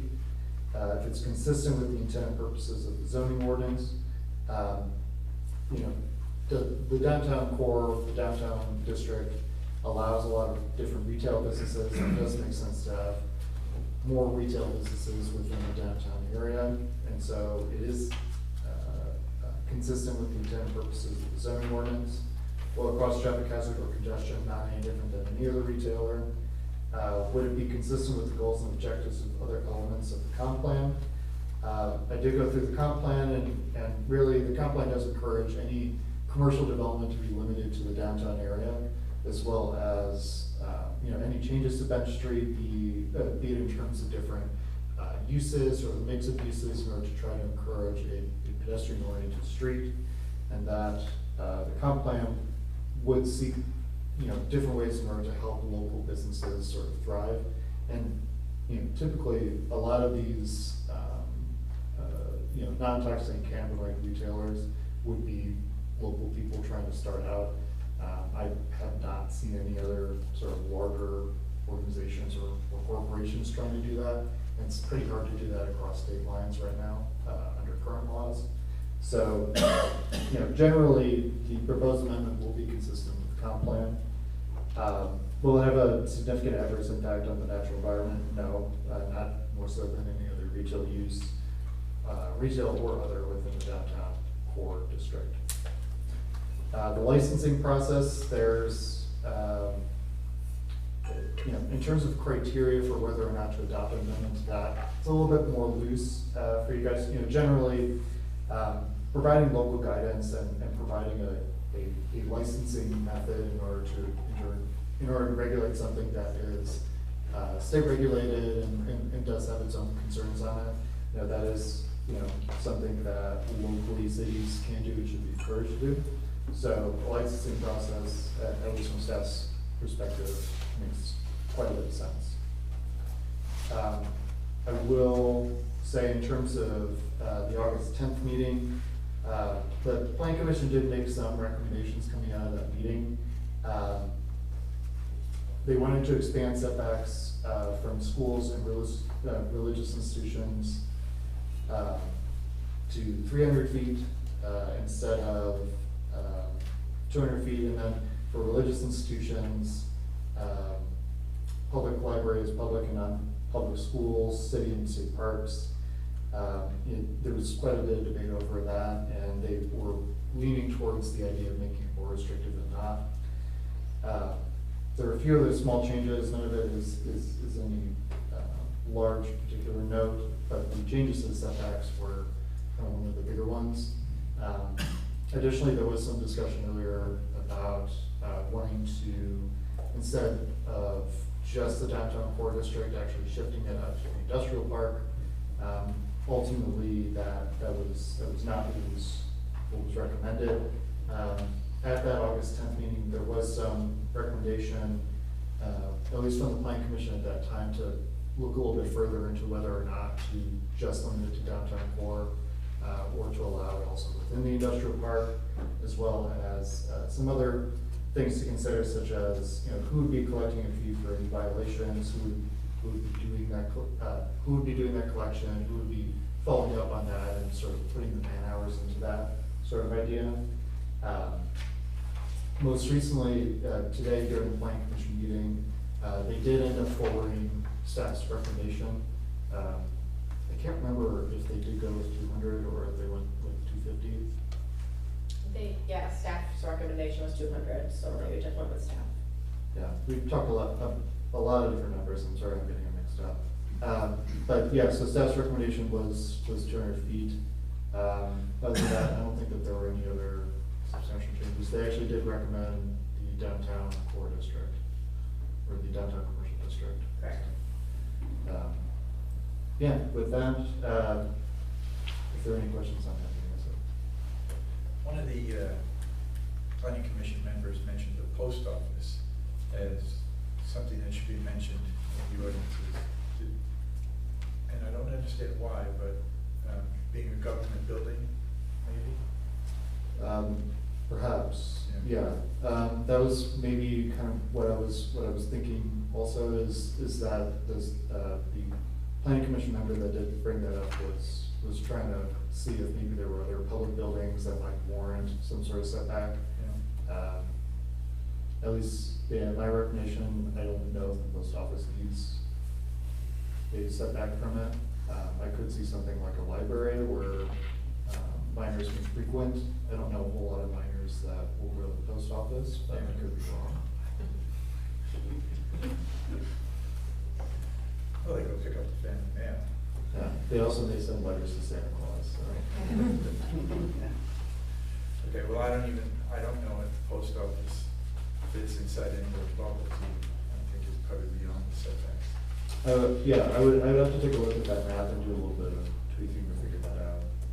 If council wishes, I can produce the map somewhat quickly in terms of trying to figure out if more properties were to be added or properties taken away. It would just need a little bit of time. I guess that's a good question. Would we like to see that? I mean, there's been discussion on whether we should go less than 200 now. We've heard from reasons why we should for non-intoxicating. There's been discussion on larger. So, would you gentlemen like to see? Well, I just have I guess a procedural question. For actual discussion to take place, do we have to make a motion to approve staff recommendation and planning commission recommendations, have it seconded, and then begin our discussion and then vote like Yeah, that's we what we should. normally would do, Yeah, right? we should, because this will be a new ordinance that we're gonna vote on tonight. So, do I have a second to? I would make that motion that we approve the conditional use as drafted by staff. Do I have a second? So, before we do that, if I have a question on the drafting of this letter I'm looking at right now, can I make that correction later? I have lots of questions. Okay. Yeah, I think we just need to do the second. Okay, I will second that. Okay, thank you, Troy, we have a second. Now we can discuss moving forward. All right, I just have a couple of things, and Elizabeth was generous enough to give me some time today to educate me more on this. One question I'd ask is related to the setbacks. And being that this is a non-intoxicating product, why are we concerned about setbacks from churches and post offices and libraries and this sort? We have in parks. This is not marijuana. This is non-intoxicating CBD. We have liquor licenses at the state park for the boats, wine and beer, I believe. We have bars downtown, and we sell tobacco, at least at Casey's, I suppose. I don't know where else we might, but it seems like we're being overly aggressive on a non-intoxicating product. And I just have to ask the question why we would do that. Certainly understand that conversation when we come to the marijuana, the 2023 legislation. But it just seems like overkill to me. So that's my first point. Second is just a question related to the edible and non-edible components of it. I understand the edible components and wanting some stricter requirements around that.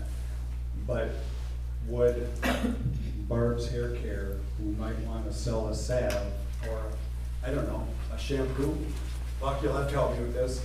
Is there a shampoo that has CBD in it that might relieve soaps, headaches? body balm, everything you can imagine. So are we, Toothpaste. are we really wanting to regulate something that's non-intoxicating and that you could go probably to a GNC store and buy something that's not even as highly regulated or investigated? It just seems, again, it seems like a little bit overkill to me. That piece I'm not 100% sure on because I don't know the ins and outs of that, but certainly the setbacks seem like overkill. The non-edibles, regulating that, I don't know, just have some concerns about that too, as being overly aggressive. And I think I'll start with that.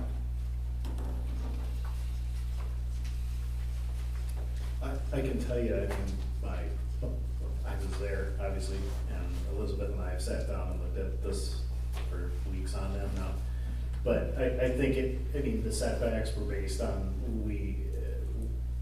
what is coming. In my honest opinion. I can't put words in other people's mouth, but my feeling and my reading in those meetings, it's geared towards, we know there's probably gonna be requests for applications in the future. Yeah, I sense the same thing. They're two totally different subjects though, and our marijuana ordinances will be much more restrictive, I can imagine, than the non-intoxicating piece.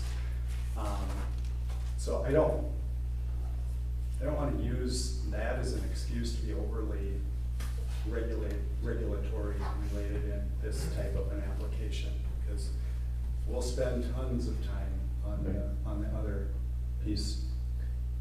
If I can, I just have a question. You're assuming the intoxicating cannabis legislation is going to be much more restrictive. I would Or assume are- so. Okay. I mean, it Based is on- in state statute already. far more restrictive than just CBD, the hemp-derived. So this is more restrictive than what we have for bars and tobacco sales. And I don't think I could find anybody in the audience who could argue that CBD is more dangerous than either alcohol or tobacco. So it's inconsistent. And I'm still gonna go with it's a distraction from what we should be doing. However, I do wanna comment on the setbacks, if I may, at this time. On page, no page number, where you do the August 10th Planning Commission, I brought this up at the Planning Commission earlier. It looks like we've said, in regards to the changes to Chapter 3, I'll find it here, I'll give you some time. It's the August 10th, it's your summary of the, okay. In regards to the changes to Chapter 3, Planning Commission made the following recommendations that staff have incorporated into the proposal. You've got to expand setbacks from schools and religious institutions at 300 feet from religious institutions, public libraries, non-public schools, and city and state parks at 200 feet. So when we had that discussion earlier, apparently, did you start at 300 and go to 200 for all of those institutions? What were you expanding from, or is that a typo? I believe that's a typo. Okay, so we should be established setbacks?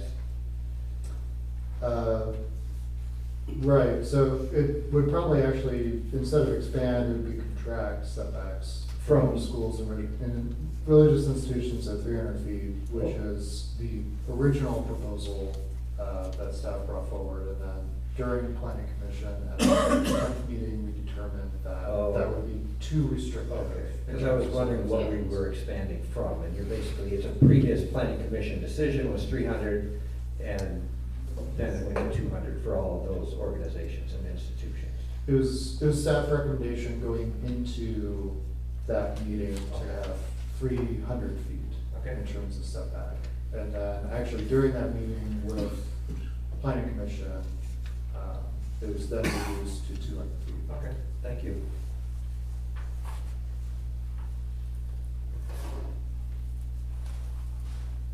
Any questions? No, I agree with Tim. I mean, it's more restrictive than alcohol, tobacco, whatever, for non-intoxicating means. Yeah.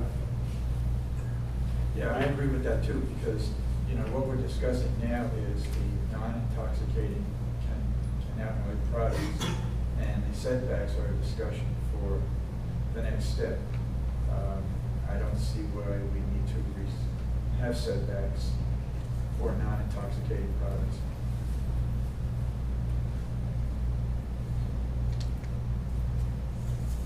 So, I mean, it seems like it's a consensus that we want to, well, I can't speak for everybody, but we're talking about removing setbacks.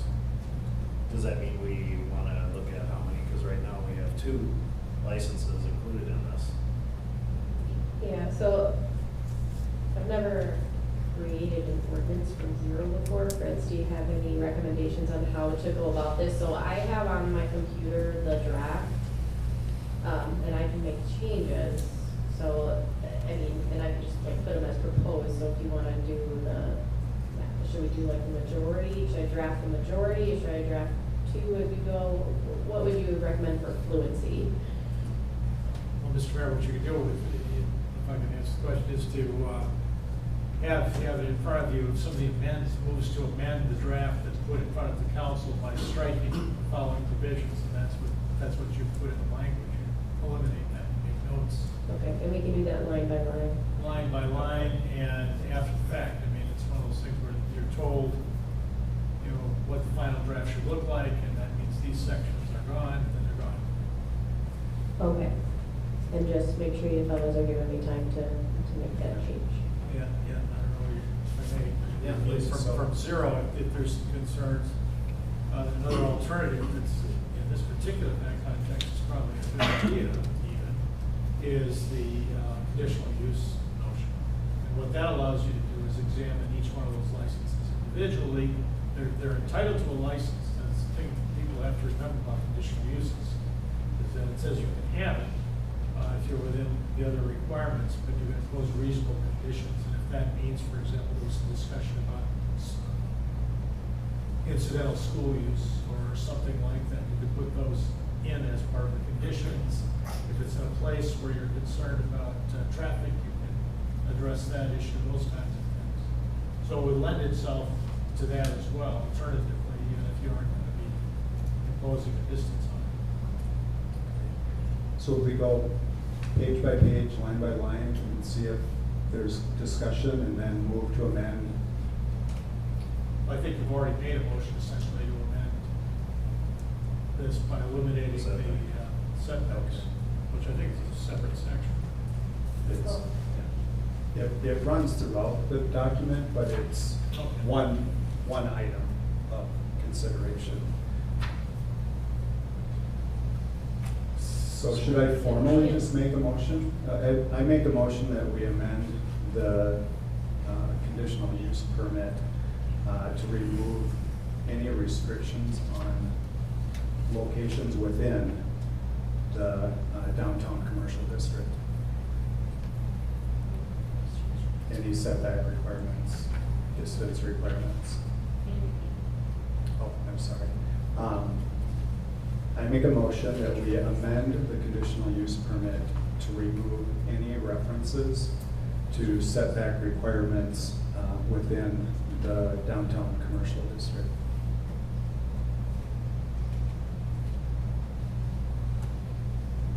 Do I have a second? I'll second that. And is there any further discussion? Troy? No. Lee? No. Tim? Nope. Larry? We will vote then on removing the setbacks. All those in favor, say aye. Aye. Opposed? Opposed.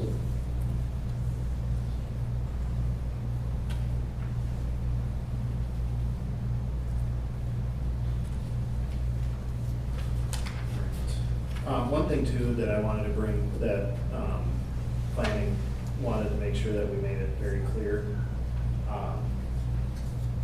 There's no guarantee whoever has a retail license. They wanted us to make this very clear. He repeated it a few times during our meeting last week.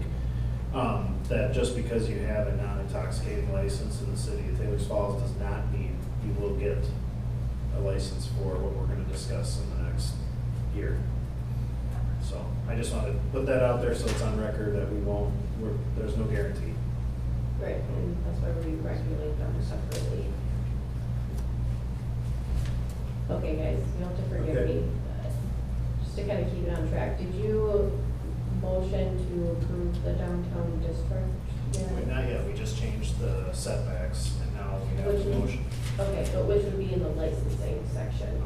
So I guess I'm just. So my motion I'm was I'm within the redirecting. downtown commercial district. Oh, did you say that? Yes. Okay, yeah, we did. Yep. We did, Yep. okay. So that, I think the next logical place to go is the number of licenses. Yep. I don't know. Right now, they said two. Planning said two because they think two is fair for competition, was really what they said. Originally, it was one, and they said no, so they came up with two. So that, because of no monopoly, was really why they said it, so. That was the. If I could just interject something, I think if I'm reading staff right, part of the problem here is that we're bouncing between the licensing, which is a separate motion and consideration for you, and the zoning.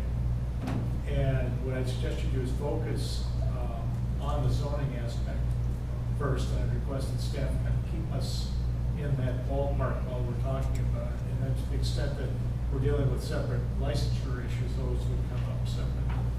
And that would include, I believe, the number of licenses permitted, correct? So. Is the number of suggested licenses in the zoning or in the, In the licensing section. So we have we have a zoning district ordinance and then we have a licensing ordinance. Exactly. So what I recommend, and without the other provisions, I would suggest that the zoning issue should be probably the least controversial.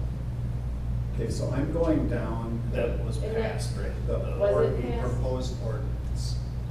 The Was it zoning passed? ordinance was to keep it in the retail downtown location. Was to keep it in the retail downtown location and pass the remainder of the zoning proposal, which I believe would include allowing it as a conditional use. That would be in the context of zoning. And then you get into the nuts and bolts of. Right, so I think you need a motion, like, to add item L, right? Right. Yeah, you need to add item L with the, approving it as a retail, cannabinoid product retail establishment. Including but not limited to. So- And then with the license, and then I think I put a notation there.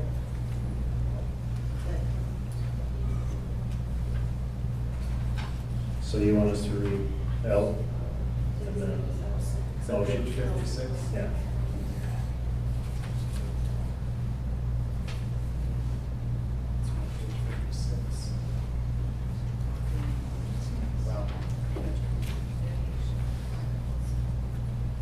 Well, I'll read it just so everybody knows what's going on. And we need the definition section. So yeah, I think we did skip something. Did I assemble the packet? Packet. L says, it's section 2000.006, downtown commercial district, non-intoxicating cannabinoid product, retail establishments, including but not limited to the following conditions. Cannabinoid product retail license required per section 311 of Taylor's Falls City Ordinance number 2023-08-00.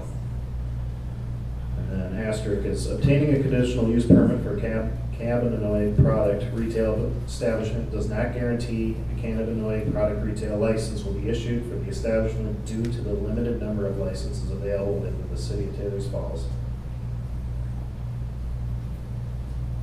That's what you want us to approve, but we need to decide what we want to do for the amount of licenses. And the definitions. Correct. Yeah, they are related.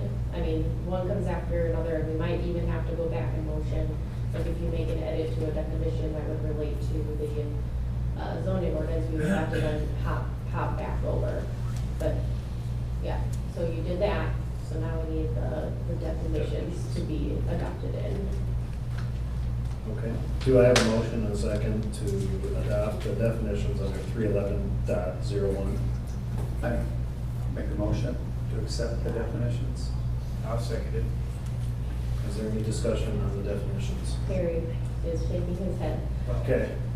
Mr. Mayor, just to maybe help with some of the discussion. So, I think maybe the recommendation, it sounds like both from the city attorney as well as from the zoning administrator, is to kind of start with zoning, right? So, it would actually be section 1000.002 definitions.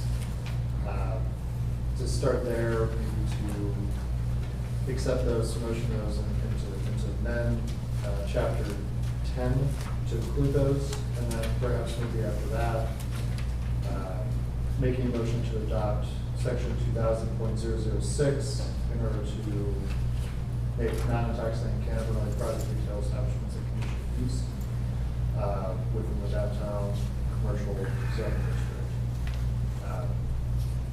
I'm also just here as a consultant, so you don't have to myself. That's correct. Share that with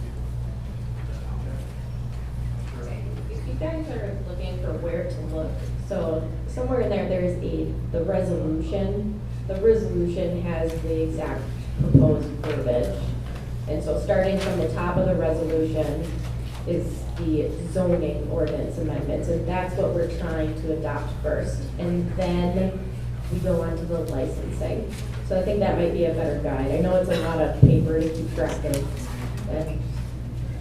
Yeah. So just to kind of steer us back if you're wondering what exactly you're supposed to be looking at. Page 55. There we go. Thank you, Michelle.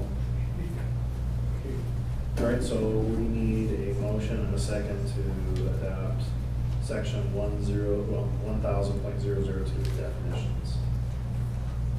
Yes, did you want to discuss? Do we get a motion? I'll amend my motion to approve section 1000.002 definitions in the resolution. I'll second. Okay. Now, any discussion on section 1000.002, the definitions, and revising chapter 10?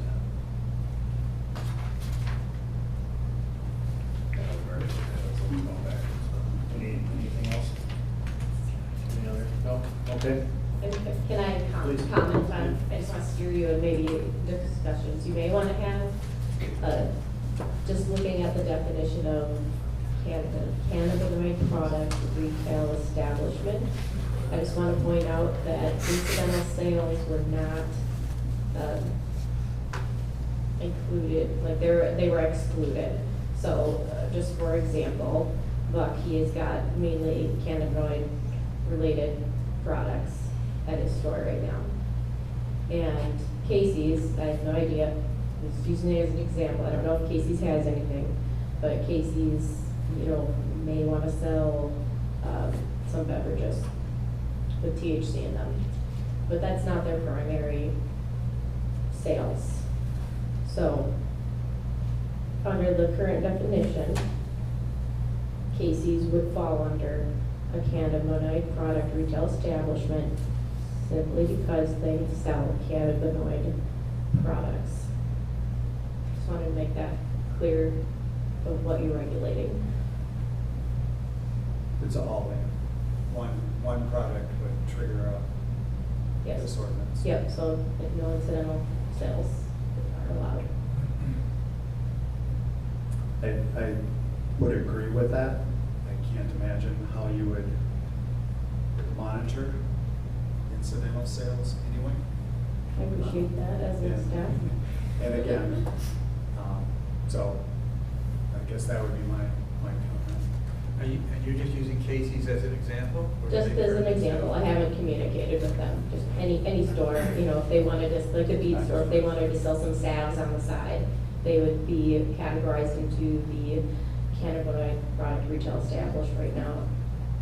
And As- they need to be licensed. And they would need to be licensed, which might then relate to, you know, how you define it, how restrictive you are on that definition may, you know, maybe affect your decisions on how many to allow. Just something to think about. I'm not really pointing you in the directions, it's just thoughts. So the only other way, I mean, you'd have to be able to monitor incidental sales, and it's not like we're privy to the sales data if we say 50% or more, right? So. Right, yeah, I would say I have a strong recommendation of keeping it defined that way, but just so you know, going into the licensing ordinance, that's what you're talking about when you're talking about cannabinoid product retail establishments. I guess I think we should just leave it the way it is right now. We can always make changes in the future if we need to. Oh yeah, my recommendation is definitely to keep it the same, but just wanted to make everybody clear. Any other questions? Okay. Well, we'll vote for the first section here. All those in what?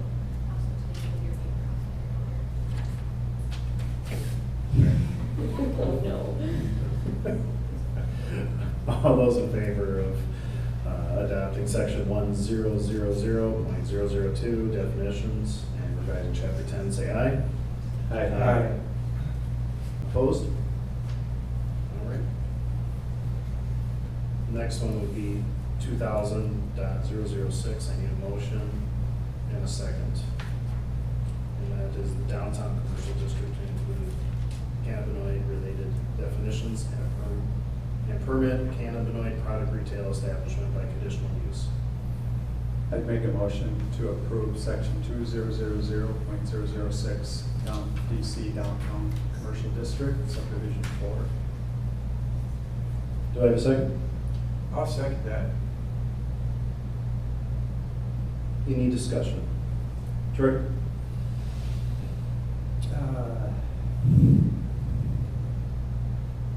No, not at this time. Lee? No. Larry? No. Tim? No. All right, let's go ahead and vote. All those in favor of passing 2000.006, say aye. Aye. Opposed? Opposed?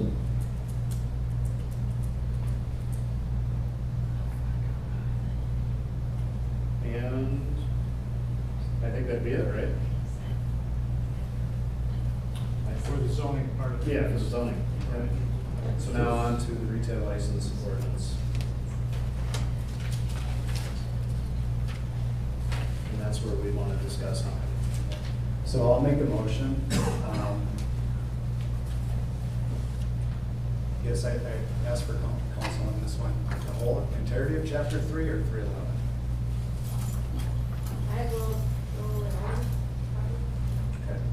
Because again, we're at definitions. So I make a motion, we approve the, chapter 3, section 311.01 definitions. Do I have a second? Second. All right. Any discussion on section 311.01 definitions under the retail license? Troy? No. Okay. Lee? No. Larry? Well, I don't think so, but since you brought up including incidental sales, you know, do we have to establish something about that, or? Oh, it's built in there already. Okay, so no. Okay. Tim, did you have anything else that you would like to ask? Yeah, just a reminder, I'm not sure this is even important, but as we're working through this, we're considering all cannabinoid products. We're not differentiating between edible and topicals, just so everybody is clear on Yep, okay. Yeah, I think that's a good point of discussion. Unless you want to add or list. Yeah. I mean, yeah, so essentially we can, the question to you, council, is what do you want to regulate? Do you want to regulate all cannabinoid products? I'm sorry, you guys. It's never gonna be fluid for me. Do you want to regulate all the cannabinoid products, the topicals and the edibles together? Or do you want to not regulate topicals at all and just change it to edible cannabinoid products? Which is listed 81 times in the ordinance. So if we said, if we limited this to edibles, we would be allowing a Casey's to sell topicals. We'd be allowing a Barb's Hair Care, a chiropractic office, those sorts of things to retail that without a license. Yeah.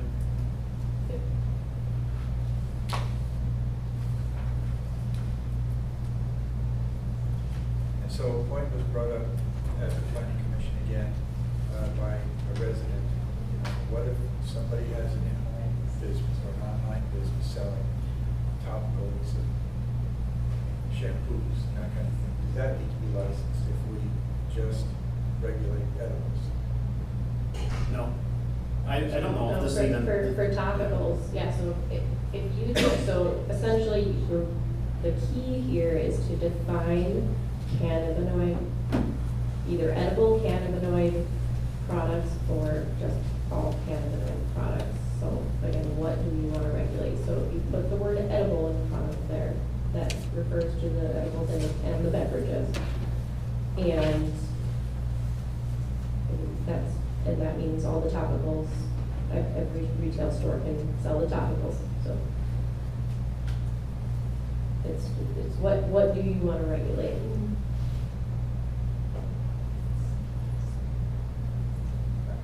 I don't really have an opinion on that. I may have a different opinion on the number of licenses when we get to that point. Is question for staff, is this cleaner just keeping it the way it is? Or, and I guess follow up to that is, what are other cities doing? Are they regulating topicals? Is there a consensus? Is there a majority?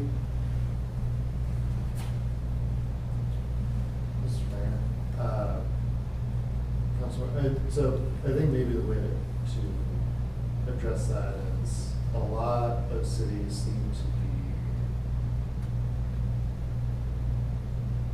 put simply, there is no consensus. I think that there are a lot of cities that are choosing to not do anything right now in favor of waiting until there is an office that actually has a little bit more guidance for everyone.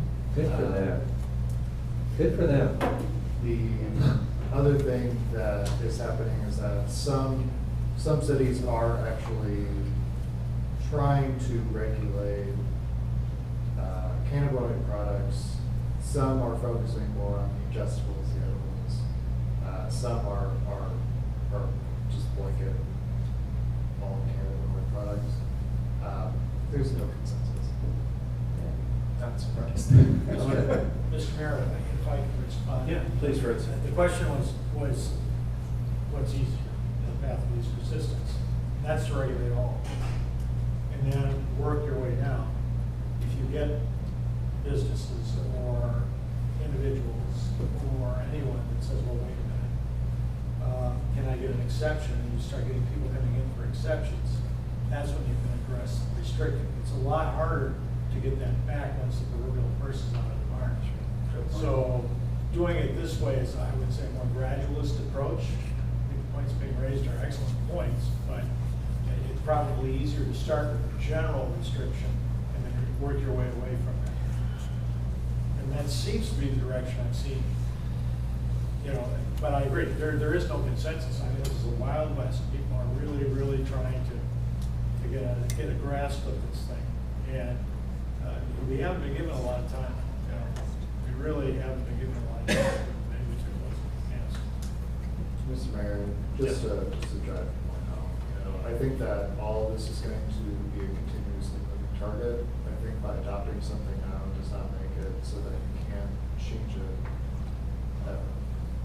So this is something that if you wanted to adopt it today and then change it tomorrow, you could. I have no further comments or questions. I agree with Fritz and advice from Harry, including incidental sales. Okay. Nope. Good. All right. Okay, so we're leaving it as cannabis and parks. All of them. Yep. You have to vote on it. Yep. Oh, sorry. I'm speaking there. What number are we on? It was a 3 to 11. 311. 311. All right, all those in favor of passing 31101 as is, say aye. Aye. Thank you, and my apologies for jumping in that way. No, I want to thank both you and Harry very much, and anybody else. Michelle, too, if you've helped in this, I'm sure you have in some way, but this is a lot of work. Just because I put it out there as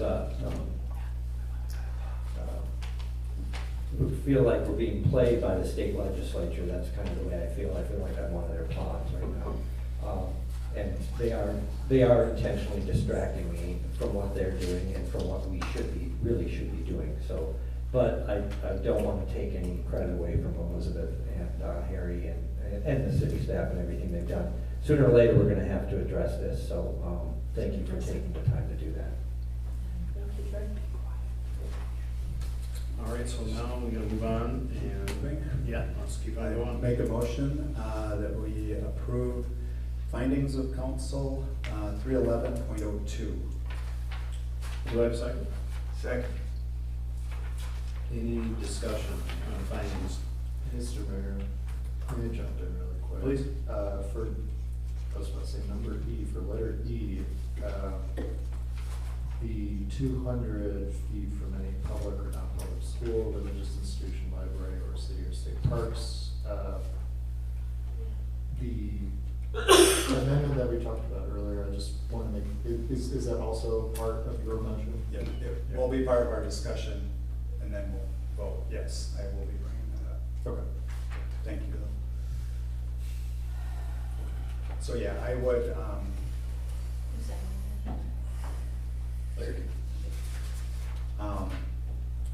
I would propose that we strike in its entirety section E. the legal requirements around it, it's statutory, do a lot, and they talk a lot about access to youth and advertising, so I think there are a lot of things already built in. And again, I think we're over-regulating if we place limits on where this can be within the commercial district, so my recommendation would be that we strike E in its entirety. Okay. Larry, any questions? No, I agree with that. Troy? No, I have a comment. The fact that it's there and we're looking at it right now, means that at some point somebody has some concern for the children, the families, the schools, and the people who might be using that. So the whole fact that it's there right now does make it an issue as far as I'm concerned. Whether it's 200 feet, 50 feet, 5 feet, at some point, and this is in HF 100 too, there is, somebody is showing concern for the schools, for the children, for their safety, and for our religious institutions, in any place where children might be. Thank you. Lee? I'm good. I do agree with the 200 feet was brought up for a reason, but I think, again, when I think about it, it was brought up probably for what we're gonna be dealing with in the future. Not that I want any children getting a hold of edibles by any means, I don't, but I really guess putting my trust in the businesses, that they're gonna be watching that or pay the price. And thank you for bringing that up, because that brings me back to, and this is 342.13, and I'm so sorry, Liz, for going in that area that we're not gonna go into, but we seem to be going in there anyway. And that's the intoxicating marijuana. 342.13, this is from HF 100. A local unit of government may adopt reasonable restrictions on the time, place, and manner of the operation of a cannabis business, provided that such restrictions do not prohibit the establishment or operation of cannabis businesses. A local unit of government may prohibit the operation of cannabis business within 1,000 feet of a school, 500 feet of a daycare, residential treatment facility, and attraction within a public park that is regularly used by minors, including a playground or athletic field. So that last portion about the 1,000 feet and 500 feet is very interesting. It's there for a reason, isn't it? But they disqualified it in the previous sentence, provided that that restriction does not prohibit the establishment or operation of a cannabis business. So do you see what they've done there? They've set it out to 500 or 1,000. They set up these restrictions. We can do that, but as long as it doesn't prohibit giving somebody a license to sell. It doesn't make any sense. So that is where we're heading. So as much as we think we can, we're gonna have some local, what is this called? Yeah, this is called 342.13, local control. A little ironic. No, I agree. Yeah. I'm aware of that. Thank you, Troy. Thanks, and I'm sorry, Liz. You're fine, I know, it's related, but we are, if that's where we're going and that's where we're having these discussions on, that's what's coming. Any other discussion? 311.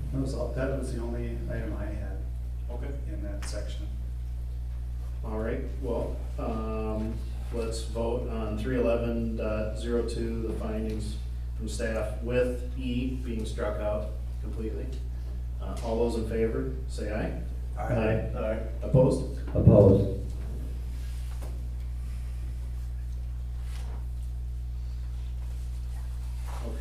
Move on to licensing.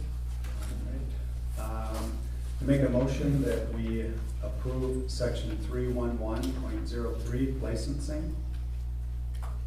Do I have a second? Second. All right, licensing is open for discussion. This was 3110, what? 3110. We're moving along. We are. So subdivision 2, the number of licenses. I don't think I personally had, oh yeah, I do have some more comments below, but number of licenses. This is something that we can modify at any point. We see, more businesses interested, we're not having any issues, council can always decide to increase that. I would agree, there should be more than one. What the right number is, I don't really have a great opinion on. 2, I think, would suffice for now. I'm not sure I'd go more than 3. Larry? Any Well, comments? yeah, this would be, like we discussed, theoretically, Casey's wanting to get into the business. They would have to come to the city for a license, correct? Yes. Yep, that's correct. Yep. Right. Well, 2 seems like a good round number until we hit the threshold of, guys knocking down our door to get a license. You can always amend it. Lee? Just like Larry said, we can always amend it. Troy? I like 2. 2, all right. So. Okay, so this is ready to go home like the rest of us, all right? Any other discussion on 311.03? Where's the donuts? I believe this is the area where I'd like to talk about subdivision 4 applicant eligibility. Item C under that. I was putting myself in the position of wanting to open a store, so I was being Buck. And the process of obtaining a lease, renovating a store, and preparing yourself for sale, trying to do all of that at the same time you're getting a conditional use permit, which is gonna take a month to be, that's very aggressive. And then to get a license, it would seem to me that if I wasn't ready with my building in 60 days and then I would all of a sudden be disqualified for having it, it seems really aggressive to get something up and running. So my recommendation would be that we keep it at 60 days, but we include a provision that would allow for an extension, one extension of 60 days, and that there be, I don't know where the fee schedule comes in, but there be an additional fee to put some teeth around it, to ensure that somebody's not just procuring a conditional use or a permit just to tie up a license. And I believe that's why the 60 days is in there. But I think it's a little aggressive from an owner perspective. It's 60 days doesn't give you much time to get ready to, If I make a comment day one about sale. the 60 days, if it's 60 days from the city's application here, that's gonna leave not enough time, even when things are up and running. You have to obtain that city license before applying to the state. After applying to the state, they have, I believe it's even 60 days, 30 or 60 days to give that application back to the city and have the city reapprove it, I guess. Send it back to the state, and then the state notifies. And that's for non-intoxicating? Oh, no, sorry, that's all cannabinoid products, which is what we're talking about.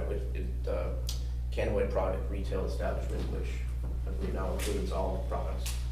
Yeah, and can I just throw in that 60 days was kind of a shot in the dark.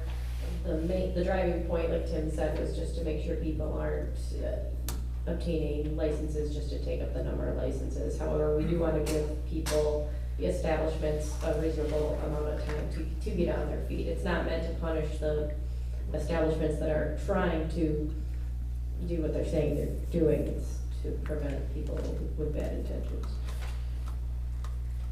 So we're open to that 60-day, would 90 days be better?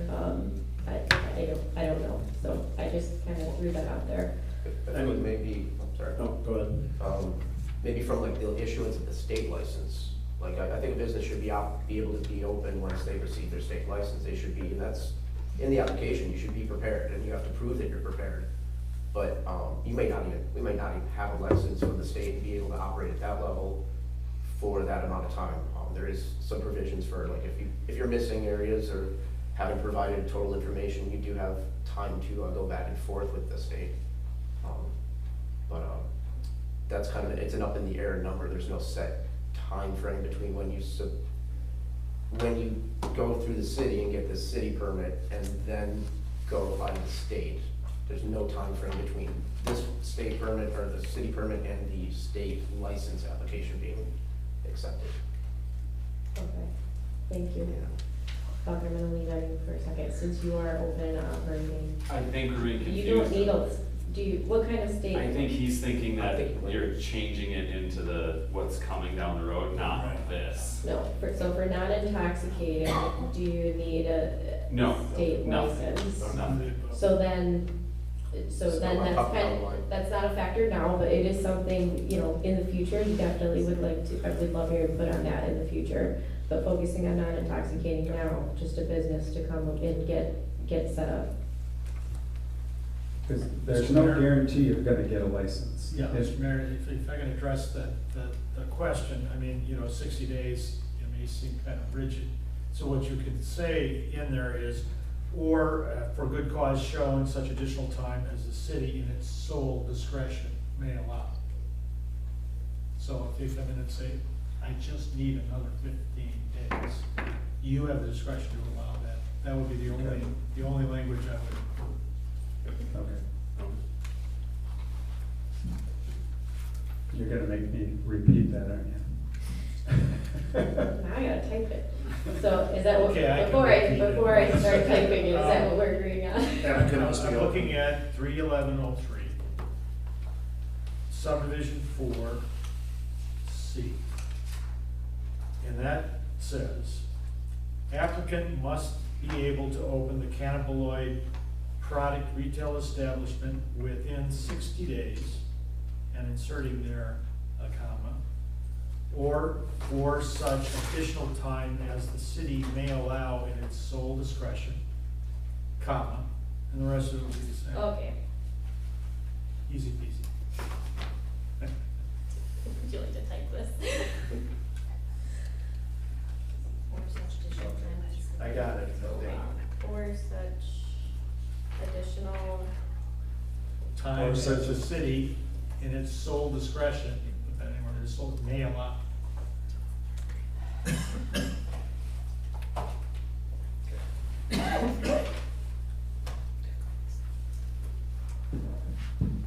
Okay. Applicant must be able to open the cannabinoid product retail establishment within 60 days or such additional time in its sole discretion the city may allow. Kind of like that, yeah. Okay. Kind of? Oh, golly. Just give me one night. Well, I shift the stuff around a little bit, we can talk about it later. I think everybody knows what we're gonna do here. Or however long at the city's discretion. Yep. Or it's actually for such additional time Or such additional time as the city will allow.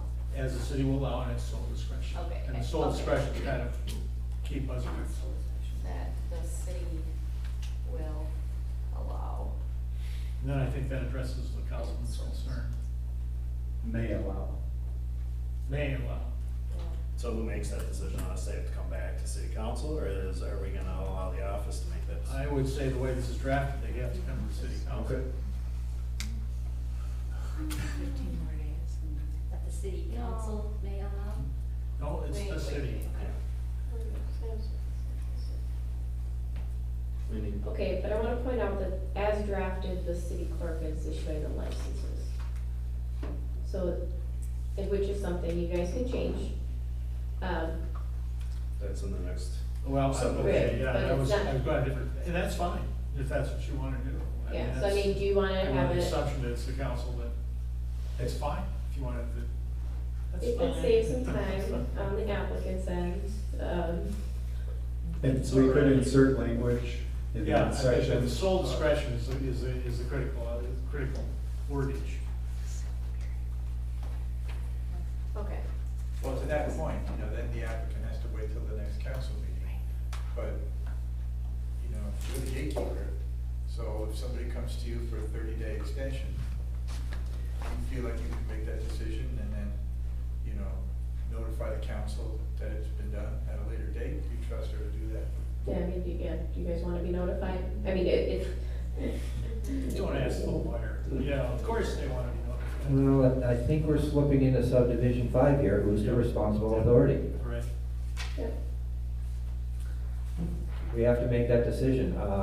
A, B, C, and D have city clerk mentioned all over here, and then, like I mentioned in the commission meeting, planning commission, the applicant must provide all information requested on the cannabinoid product retail license application, as well as any additional information the zoning administrator, city clerk, or city council may require from time to time. Does that qualify the city clerk as the responsible authority, if we're gonna speak like that? Have we designated the responsible authority in this? Not yet. Okay, We have. then I think we need to do that. Yeah, that would affect a lot of language, so, yeah. So, we don't have to, I mean, it's still under 311.03, what do you think? Troy, what are your opinions?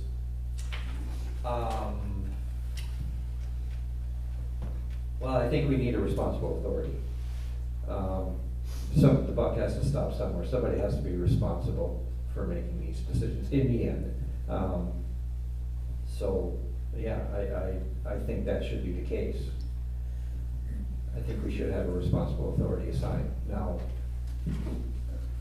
I believe last time it was the zoning administrator, was it not? Was it making the decisions? Wasn't that on some issue, or perhaps that obviously wasn't this? But, I believe that's the way most cities are set up, that the city clerk is a responsible authority on a lot of things, not just this. That's their job. I think you're correct on that. That was Harry's recommended. We talked about this. It was a decision we had to make, and I think, Harry said that most cities, put it in your own words, Harry. Mr. Mayor, so, looking at D, the city clerk will consider the facts and recommendation of the zoning administrator and sheriff's department together and approve or deny the application. If I could ask the city attorney a question, does that make the city clerk with writing this, wouldn't that make the city clerk the responsible authority? Yes, it would. And the only question I would have is whether the council would want the opportunity. I'm not saying every single license that comes in you do that, but, given the nature of this whole issue, whether you would want something in some language subject to the approval of the city council or something. In other words, she grants it and it's approved, you're notified, and if you choose at that point to do something about it, you can. And certainly, I would point again to liquor licenses. I know this is not intoxicating and all that. There is an interrelationship there of sort. With liquor licenses, ultimately, it's the city council. Even though the legwork is all done by staff, the recommendations are all done by staff, but ultimately, the approving authority is the city council. You can decide, we're gonna treat this just like any other business license, or you can think that it's something a little more than that. In which case, what you do is I would suggest that you have the clerk, submit or approve subject to the council's approval or disapproval, I suppose. I mean, that sounds kind of redundant. I understand where you're coming from. The clerk is, most people don't realize, one of the most powerful positions in city government. And they get to do things like issue all kinds of licenses, and I think, but not exclusively. Liquor license is a good example of something I'd call more shared authority. You may decide that you want one last look, or at least the opportunity to have it reported before it becomes final. Mr. Mayor?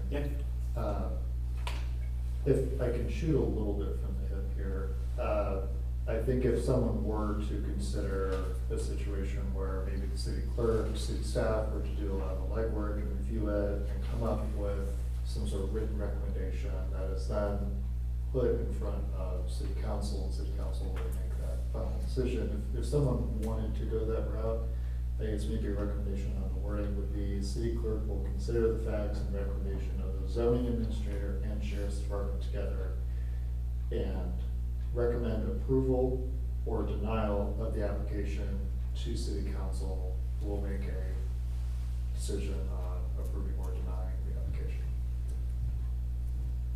I don't know if that's perfect. Yeah, but that's exactly the right idea, and you can decide whether or not, it may reach a point, I'm sorry to interject. But it may reach a point where you decide, why are we doing these? You know, and a lot of licenses and a lot of things that have been given to city clerks over the years used to be something that a council would have to approve, and now it's deferred to the judgment of the city clerk. You know, this may be ultimately one of those things, but we suggest in the early stages of this, that might not be the case, and I would think that you'd want to have that come to you. And that would be the easy way to do it. The clerk would really, with staff, would do all the work, but it would be presented to you and you would have the opportunity to bless it or not. I would say too, if we only have 2 of these licenses, and we'll get into the decision making, if 5 people applied for 2 licenses, that's a lot to ask of a staff person to try to make a decision on that too. So I agree in the early stages here. I don't wanna, further delay the process. We need to be quick about getting these things done. But, I could live with that change in language. Can you copy and paste that, Eric? I could maybe recreate it. Again, it should be from here. Oh, okay. You must have written it down. I saw you reading something. We can recreate it. Okay, good. Yeah, Mr. Mayor, if I could reiterate. So, the city clerk will consider the facts and recommendation of the zoning administrator and sheriff's department together and recommend approval or denial of the application to city council, and city council will make a motion to approve or deny the application. I'd like to just point out that city council does have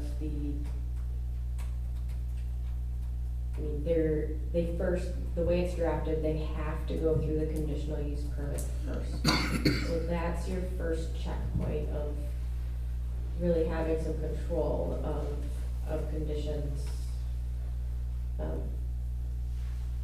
This is also gonna change the appeal process too. It doesn't have to. No? Okay. No, I know it sounds crazy, but there are a lot of things seem that way in municipal law, but very often you're gonna have a determination by the city council on a preliminary basis on a zoning matter, and the appeals, formal appeals to the same city council that just made the decision. It's very true in a smaller city too. It is nuts, but that is the way it works. Mr. Mayor, I think maybe to the zoning administrator's point, I think the appeals section actually talks about how if city clerk were to deny, or I guess even in some cases approve a license, that someone could then try to appeal that decision by the city clerk. So I guess what I'm trying to make clear is if someone were to be denied a license, say for example, from city council, could they then appeal to city council? Yeah, you could, and you would have to, and there are other instances where that's the case. And the reason why isn't to make more work for the city council. The reason why is basically to set it up for a court appeal. Right. And so, the initial denial will be based on whatever, but if there's a formal presentation basically asking the council to reconsider, which is what it would be, I know staff would be very careful about the kinds of findings that would be done and everything else that would need to be done to justify the city's position, because the idea at that point is that there's a reasonable likelihood that there'd be a judicial review of that. In other words, the final say wouldn't be the final say, it would be a third party or a court. So it's all to set up that, even though we don't say that. Thank you for the clarification. Yeah. I'm glad that you found that clarified. You have a whole section at the end just for you, Chris. It's on, good, 12 pages. Yeah. Okay. So thus far, we have 2 changes to this section. I didn't highlight any others, so I handed over to other council members to comment. Any other comments on the subdivision 5? Well, do we have the wording for section B of procurement and license? Item 2, I think. The subdivision 4. Yeah. I wrote it down. I have a Subdivision 5. I have a question. When, Yeah. are we down on subdivision 12, basis of denial? Are we still talking about non-intoxicating? That's all this is. Okay. I guess I just want to make a note to point everybody, subdivision 12, number 2, A number 2. The applicant has been convicted within the past 5 years of any violation of federal, state, or local law, ordinance provision, or other regulation. That's grounds for denying the issuance or renewal of a license for non-intoxicating, right? Okay. So then I want to direct your attention to 342.17. Now, this will be intoxicating. This will be HF 100 pertaining to intoxicating. Can I make just a recommendation, that we keep our focus on the issue at hand and not take it off the rails and look at other, this is the non-intoxicating. And I think we need to focus on this and get it done. Because we'll spend a year and a half talking about the other. Anybody else? Thank you. So 342.17, I'll get to this real quick. An applicant qualifies as a social equity applicant if the applicant, 1, was convicted of an offense involving the possession or sale of cannabis or marijuana prior to May 1, 2023. So this is on the intoxicating side. However, the social equity applicants, there's a social equity office set up at the state to make sure that these people also have their fair shot at these applicants. There's another section, 342.17, had a parent, guardian, child, spouse, or dependent who was convicted of an offense. Number 3, was dependent of an individual or convicted of an offense. So I'm just pointing out how on this side, it is completely opposite. This is what they're doing to us. This is how insane this really is. It's a completely opposite set of standards for the intoxicated portion of this cannabis. Thank you, state legislature. That's all I've got to say. We can go on. Mr. Mayor, if I could just reinforce a point that isn't, I think that the councilman makes a good point. In as much as I think there's some likelihood that there's going to be this kind of effort in the future, even in the non-intoxicated areas, and providing social equity, which I interpret to mean that there are certain parts of the population that tend to be have higher conviction rates of certain kinds of offenses related to drugs as others. And so if that becomes the basis for turning somebody down, even though the statute doesn't provide it as it does for the intoxicating thing, and this, I'm saying this because this is something that has been discussed certainly among city attorneys, is that there might be a court case. But the time to address that is the time when there's actually a denial or something like that that's being recommended, and that conversation goes on then. But I think it's I would say important that you be aware that there are these other issues that are swarming around this kind of stuff. It is all pretty murky.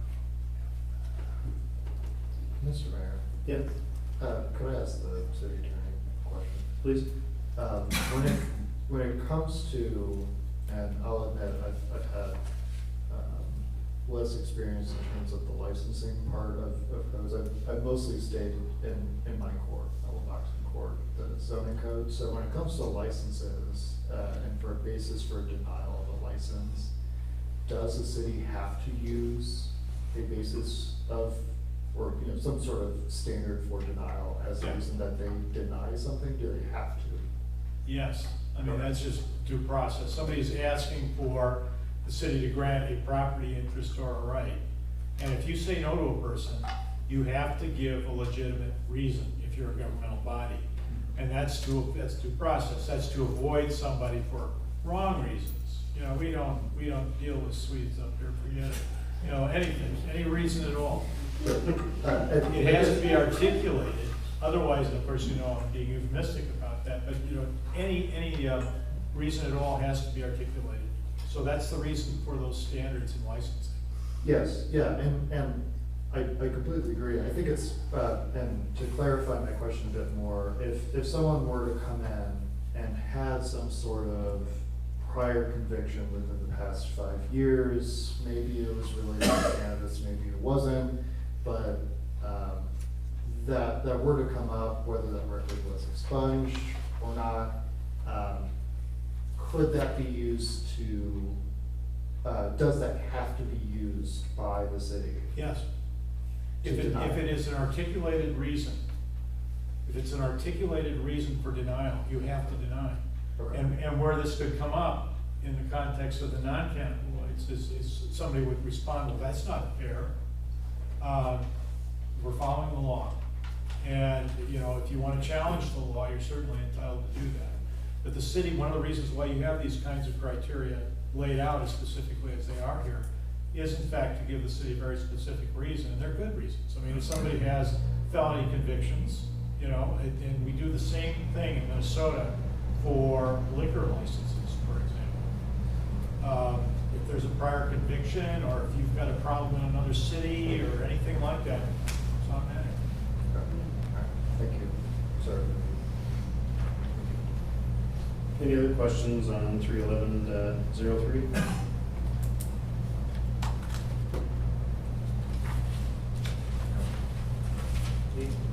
Troy, anything? No. Appeals or anything? Okay. All right, well, let's move forward then. All in favor of 311.03, say aye. Aye. Aye. Opposed? And I assume that was with. As amended. Correct. With the amendments, yeah, sorry. It's gonna be my. Yeah. All right, let's move on to 311.04. Cannabinoid product retail establishment regulations. Mr. Mayor, can I back up? I was scrolling to add to the 60-day section, subdivision 4C. Now that we're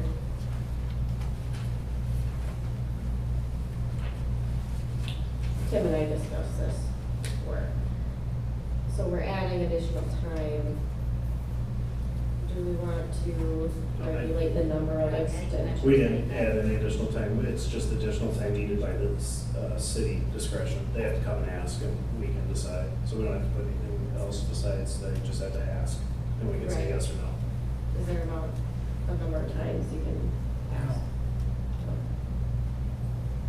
So the amended version would read, or such additional time the city may allow at its sole discretion. Yep, I got that part. Okay. Which means, if I may, Mr. Mayor, if they ask twice and they say, and they come in for the third time and you say no, whoop, that's it. Yeah, because that's where. Sole it's at. discretion, it's your call, you know, and, oh, you know, it doesn't, sorry, you don't have to do anything. That's the reason for those words. Okay, yeah. Sorry, my drafts were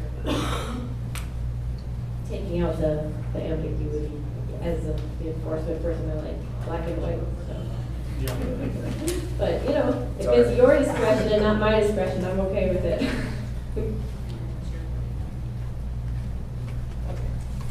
I mean, which also means that if they ask for it, you don't have to give it the first time either. So, I mean, sole discretion means sole discretion. Here. Mr. Mayor, and just a further question. So at sole discretion, because we've now changed this so that it's city council that makes the final decision, that question would then go back to city council, whether or not to extend it. Is that correct? That's the way I read it. Okay. And I don't think you want your clerk making that necessarily that call. So can I add city council instead of city?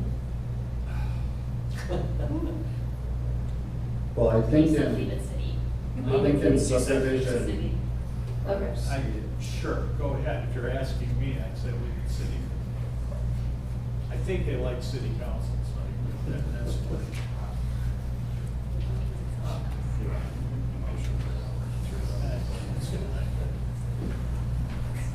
Okay, I make a motion for section 31104, cannabinoid product retail establishment regulations. Do I have a second? Second.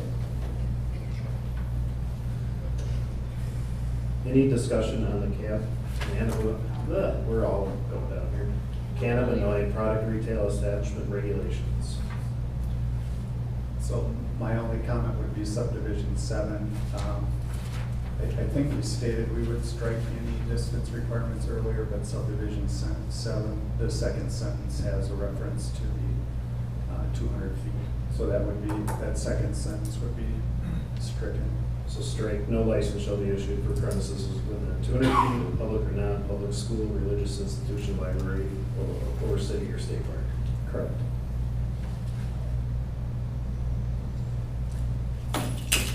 And then I just had a question about subdivision 8, compliance checks and inspections. I'm only a little familiar with how that can happen within a city, but questions might be asked, who typically conducts those compliance checks? Are they city staff, law enforcement, or is it a collaboration? And then if it is with law enforcement, question for maybe Troy, does our contract with Chisago County Sheriff include compliance checks for tobacco, alcohol, and now it would be CBD?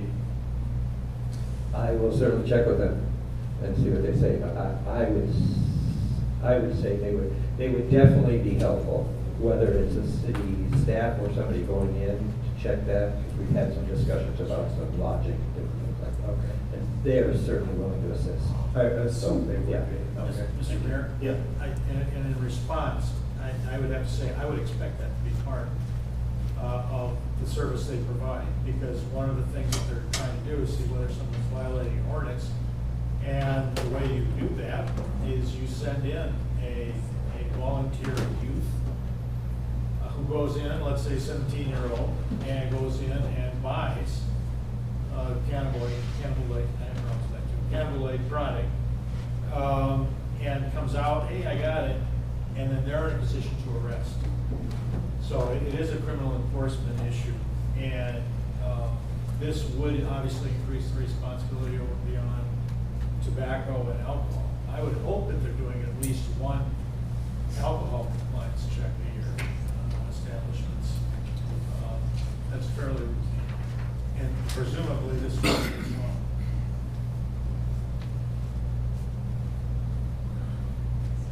Those are the only 2 items I have in this section.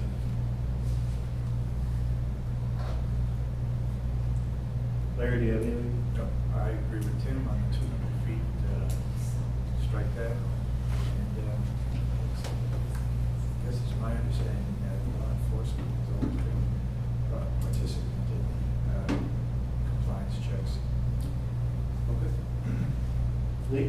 Any discussion? I'm good with the change. Troy? Anything you want to add? No comment. Oh. All right, let's go ahead and move to approve 311.04. All those in favor, say aye. Aye. Aye. Opposed? Opposed. With striking subdivision 7, second license, or second sentence.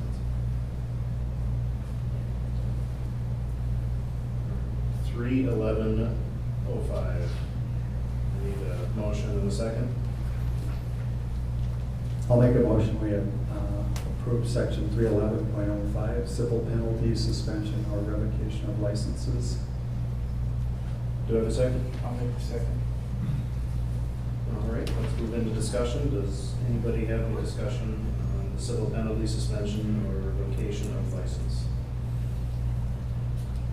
I guess we have to go to subdivision 4, mandatory revocation. The city clerk will revoke the license of any licensee who apparently knowingly violates any provision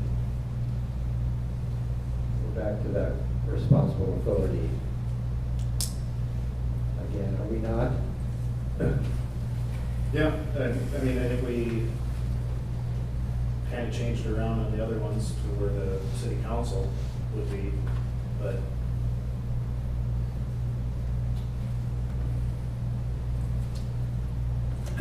I guess I look at it as who's gonna be monitoring that too. Yeah, so just as we go through here, since it's a big change that's gonna carry through a lot of language, wherever that switch applies, point it out, and then I would Okay. even suggest, you know, before we end, everybody, let's take a skim and just make sure that we got all those changes switched over from city clerk to city council. Okay.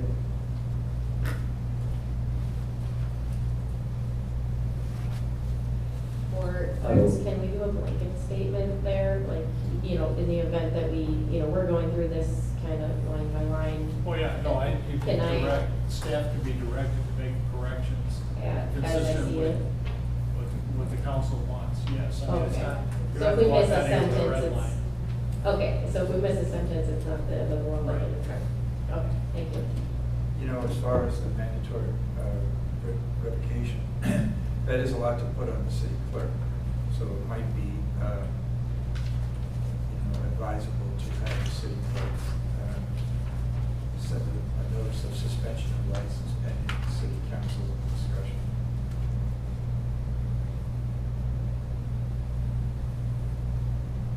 So I think subdivision 1 looks okay. That would be the clerk's responsibility, I Yeah. assume. Yeah, just like liquor license. Puts a little too much on the city attorney, though. So the concept of a hearing officer in subdivision 2,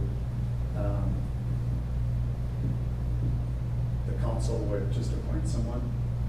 Is that a? That's how it's written, I guess. I mean, it sounded like Fritz said that, like, smaller towns usually it would just come back to the city council again, right? And Right, as a practice. instead of- I mean, it seems redundant, but you see it all the time.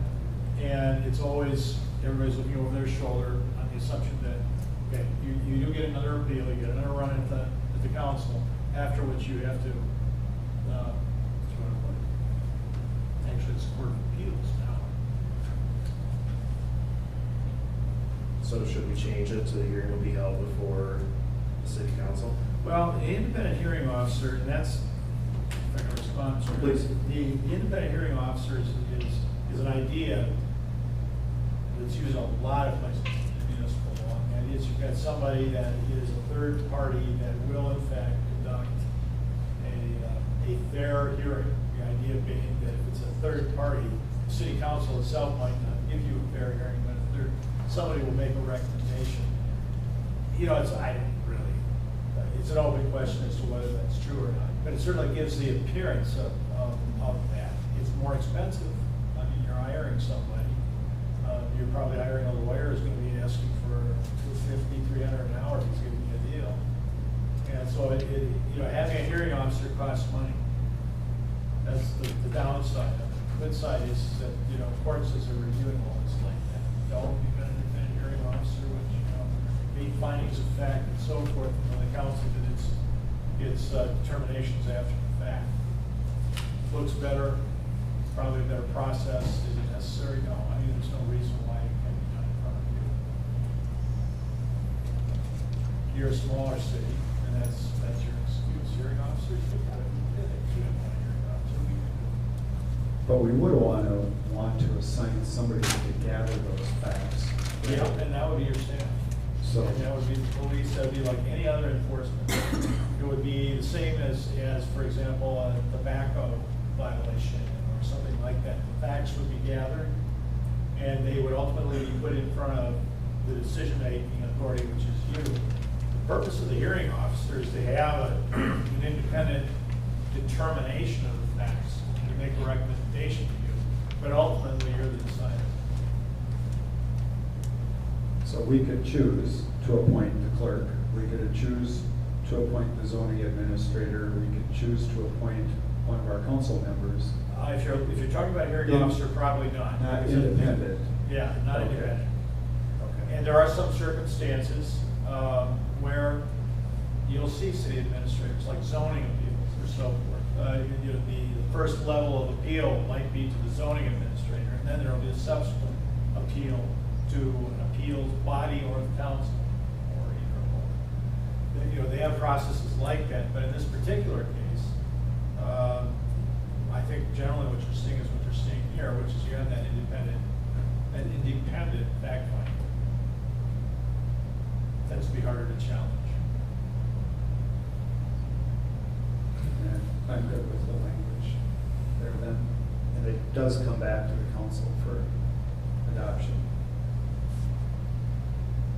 So you want to leave it and not change it to the hearing will be held before the city council? Or by the city Well, council? You wanna leave it?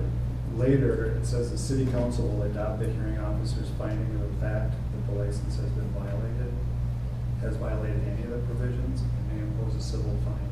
So I think it does land back in our lap. Am I reading that correctly? Yeah, if I may, the last part of that language is it may impose a fine or what, you know, that goes on the assumption that there's a finding of a violation. Where it gets interesting is if the hearing officer says, well, I don't see a violation here, or I don't see a serious violation here, and they'll make recommendations. And you're looking at those recommendations and you're going, wait a minute, no, we view that conduct differently than you do, and so we're going to make a finding. And that's where you can get a little tripped up sometimes, where you find yourself disagreeing with your hearing officer. I think that's not likely to happen very often, but it could.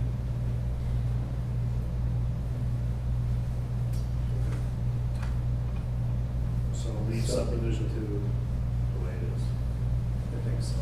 Well, with one question, the knowingly, I have I don't know, an issue with knowingly and unknowing, because the other opposite of knowingly is unknowingly. So there's either a violation or there isn't, right? I mean, whether it was knowing or not knowingly would be part of the hearing officer's investigation, and that might lead to a different recommendation. So I guess I don't understand why knowingly is in there. Well, Mr. Mayor, that's a very good question, because that's likely to be a very consistent defense, which is, I didn't know. Right. Let's say you've got somebody that has nicely flavored cannabinoid, non-intoxicating things, and kids are, for whatever reason, getting it. So he gets a bunch of 15, 16, 17-year-old kids buying these things, and you're able to show on half a dozen different occasions that this happened. Notwithstanding the fact that the restriction is you're not supposed to be doing that for minors. The response would be, well, look at it. I didn't know. How was I supposed to know? And so that becomes a whole hearing, you know, whether or not you do or not. And you don't see that in tobacco cases, for example. It's not enough that you say you didn't know, or looking at that person, you could have swore that kid was 25 years old. How was I supposed to know? And the answer is with tobacco, you card them. Or with alcohol, you card them. And so if you get rid of the knowing part of that, I mean, it's a good point. If you get rid of the knowingly part of that, I think you're insisting on a somewhat higher standard. But if you're willing to do that, then I'm glad to just get rid of knowing. Because I'll guarantee you, every defense you're going to hear is going to be, I didn't know.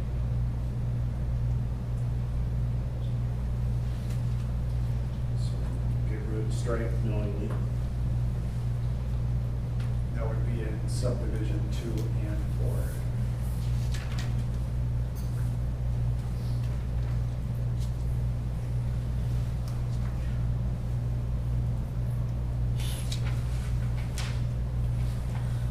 And then the last sentence of subdivision 4, I hope will follow with our earlier approval of getting rid of, or amending that 60-day.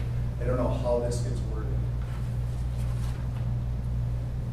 city clerk will revoke a license if the cannabinoid product retail license is not utilized within 60 days of issuance. Be within a prescribed or approved timeline. Well, If you extended it, it's not. that's a little different than the front end, you know, where somebody This was is talking what about with people applying, they had all this other complicated stuff going on, you know, the 60 days, maybe we need a little bit more. Here you've actually issued a license. And so then the question becomes, you know, are you gonna use it or aren't you? And maybe 60 days is a reasonable period, 90 days, I don't know, but some definite period. So I thought that's what we were talking about earlier.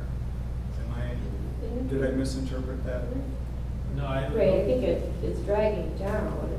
I thought this Yeah, is the so I would process of when say- they give their licenses. But this one is saying if we've already approved their license and they don't open. In other words, they've done everything, you're worrying about people sitting on it, right? As opposed to a legitimate applicant coming in and having problems. Please, whatever, just give me, I need another 30 days. And then you, in your discretion, give them the 30 days, you can do that. I think the concern here is you're setting some kind of end date on this thing, so you don't get somebody actually going in and buying out the licenses and not using them. I think that's the concern. And why wouldn't you use one? Well, because it might enhance your business over in St. Croix Falls, I don't know. I think it's repeating language. We kind of talked about the entire subdivision for their mandatory revocation. All those sentences are addressed in another section of the In the ordinance. statute, But- right. So, not in the statute, but within this ordinance that we're drafting. So we could just scratch that entire subdivision number 4 altogether. Yeah, you could. It's just for searchability is I think maybe why it's there, like, oh, what are the grounds for revoking my license? It's easy to find. Because the council would have already made that decision in the previous subdivision. Right. Yeah, I don't think that language is necessary. Right. So let's scratch 4. Subdivision 4. The first, so can I mention something? The first one we talked about is applicant must be able to open, so that is prior to the licensing, but you have to show that you're able to be open within 60 days, and if you can't show that, they don't issue the license, it says. So this is after the fact, this is a revocation, that was for the license the first time. This is what we're talking about here is when the license is actually, has been. Yeah, right. This is to keep, like you said, somebody sitting on it and not open. Right, I mean, I think that's a concern. It may seem kind of strange, but I know that has been speculated about, is that you'll get people buying lots of these things and not opening. Especially when you're in a small town, you know, you've got. But if you struck that under subdivision 5, you still have that again down there, failure to utilize cannabinoid product retail license within 60 days. Right. So it's still listed there. That we can Down still. below. Yeah.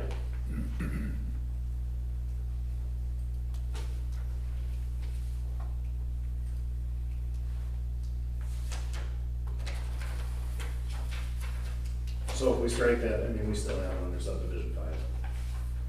For it's just to make sure we can still. Yes. Take their license back if they haven't used it within. Yes. Okay. And I don't know that you want to necessarily, but I mean, it's, at least you've got that. Okay. Any other questions? Now we're down to subdivision 5, I guess. Any questions there? Troy? No. Lee? No. Larry? No. Tim? Nope. All right, well, let's go ahead. All those in favor of passing 311.05, say aye. Aye. Which changes, I should say. Opposed? All right, on to 311.06.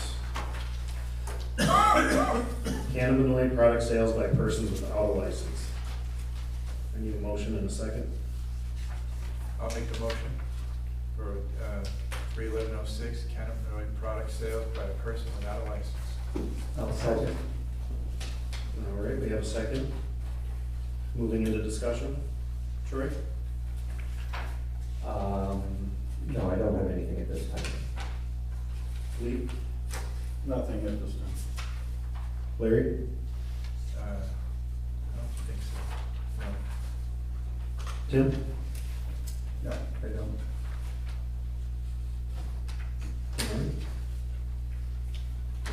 All those in favor of passing 311.06, the cannabinoid product sales by persons without license, say aye. Aye. Aye. Opposed? All right, on to the fee schedule. These are the sections where I really wanted, Rick's to make sure everything's working good. 31106 subdivision 2. Hearing officer. The city council or his designee shall appoint the person to serve as a hearing officer. Are we keeping hearing officer? Okay, was it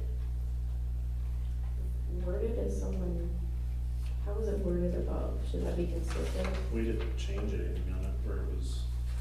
Right. We kept it the same. This one says, or we don't have to hire them, and the way you have it worded here, we could decide that we want council to be the hearing officer. At least that's the way I'm reading it. Right. Okay.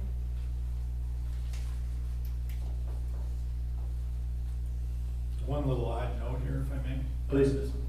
Just so you know, normally, a statutory city wouldn't be allowed to follow a process like this, but you're allowed here, where you issue an administrative penalty. You are in fact, acting as a judge and jury, so to speak, because you're issuing administrative penalties that aren't fines.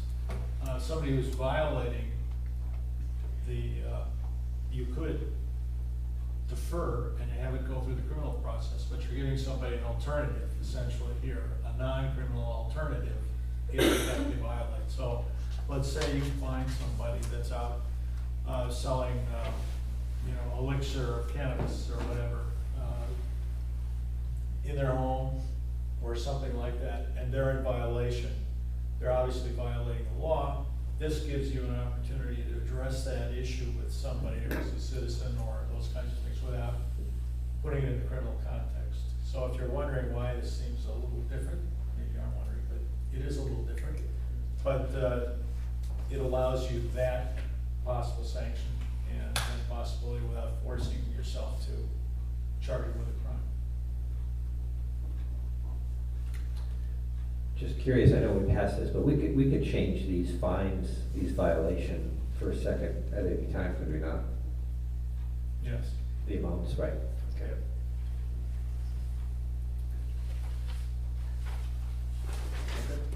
Alright.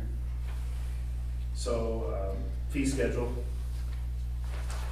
The cannabinoid product retail license is $300, and the background check we're charging $100. Anybody have any questions on that? No. Troy? Who does our background checks? It's not relevant to the fee, I understand that, but do we know do we have a company that does it? Do we do our own? This was through the BCA, through the state, is where we got, that's where we're gonna go. That's where Okay. we- Okay, just curious. There's an option in here in an earlier section that if somebody's from out of state or whatever, we can go to that state and get one as well. Okay. And what I understand, $100 is kind of an average cost of doing a couple background checks, or it averages out over time. Yeah, Brandon, you Yeah, can look into that. Yeah, I talked to this League of Minnesota Cities, and then I started looking at a bunch of different applications, and some were charging $1,000 for a background check. And the league came to me and said that the BCA doesn't cost that much. So whatever you're charging, you need to be able to make sure to tell why you're charging the amount. And if you go too high, you're opening yourself to a can of worms that you might not want to. And that was from the league. So we kind of took 3 or 4 places around here and averaged it out. So, and we can always change it, but you know, if we find that all of a sudden the background checks are getting a lot more expensive, or the multi-state checks, and it's not covering it, we'll have to come back and change it. Okay. So it's kind of a starting point. I would kind of average that too with the $300 for the actual licensing Yep. fee. I think there was like one that was like $1,800, Yeah. but everybody else kind of fell within like that $300 to $500 range. Okay, So thank you. Sir, that would be a safe harbor, you know, always look and see what everybody else is doing. You have to justify the number. The big numbers are usually cities like Minneapolis, whose own police department actually gets involved in this. It isn't just the DCA. That they may do a more extensive background check. Of course, everything in Minneapolis costs 10 times as much anyway, but that's at least the justification that you get. Thank you. So you're looking for a motion? Yeah, motion and a second to approve the fee schedule. Yeah, I'll make a motion that we approve the 2023 fee schedule items for product retail license and background check, and direct city clerk to make modifications to that schedule. I'll second the motion. Any other discussion? Okay. All those in favor of the 2023 fee schedule, say aye. Aye. Opposed?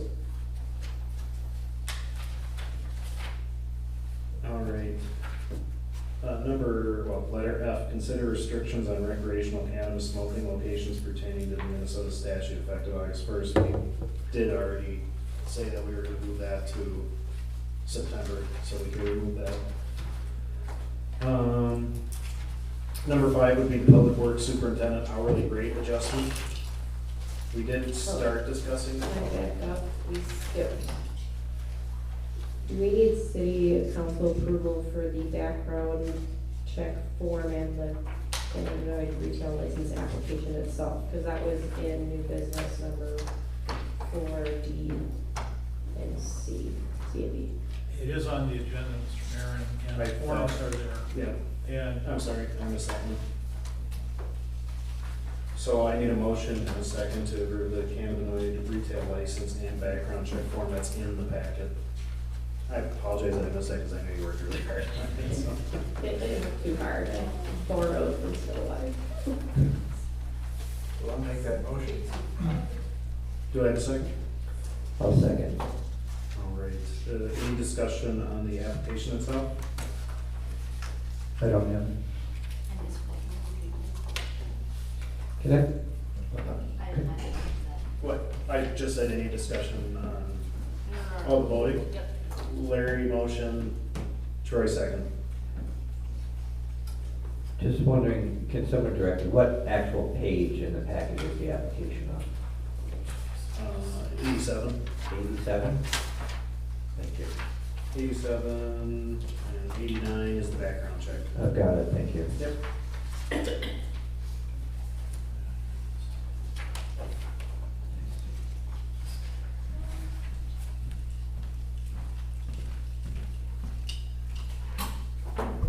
Tim, did you have any questions on this? I did, on The application? no. Okay. Larry, do you have any questions on the current application? I do not. I had some highlighted thoughts or questions for Chris, but everything's in black and white at the moment.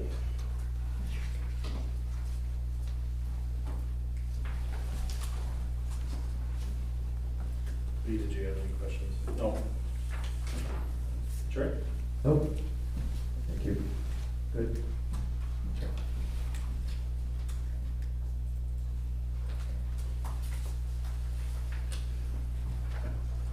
Liz, do you wanna send application? Can we send? sure, I mean, if you want to ask me, What? is it something that's going to change anything that just happened? I mean, you can ask me anytime.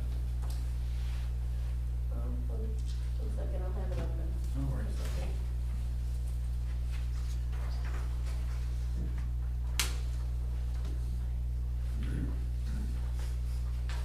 Okay. In the first paragraph, submit the application, certificate of insurance, background check form for each person and applicable fees to the city clerk.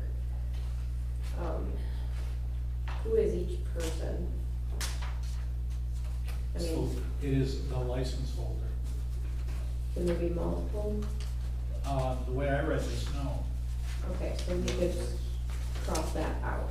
Yeah, and it's sort of like a liquor license, you know, they like to have a person, you know, and the other alternative is, yeah, you can have a corporation, but there's be one warm body that we get to make responsible. And there's no reason for you to take that extra step, you can make this personal. Okay, thank you. And then the certificates of insurance, is that required? So if you go down to the second page of the application, insurance requirements, a certificate of insurance submitted and it says, and list the city as an additional insured. That entire paragraph there, we just weren't sure. What type of about that. insurance do they have to carry? I guess I wouldn't have a clue. Well, I mean, any different than a liquor sales? no, frankly, and Okay. probably less likely that there would be any liability, but in all those cases, you ask that the city be named as a possible insured, so that if there is any lawsuit involved, then the city being, although you may not feel that way, cities are looked at as deep pockets.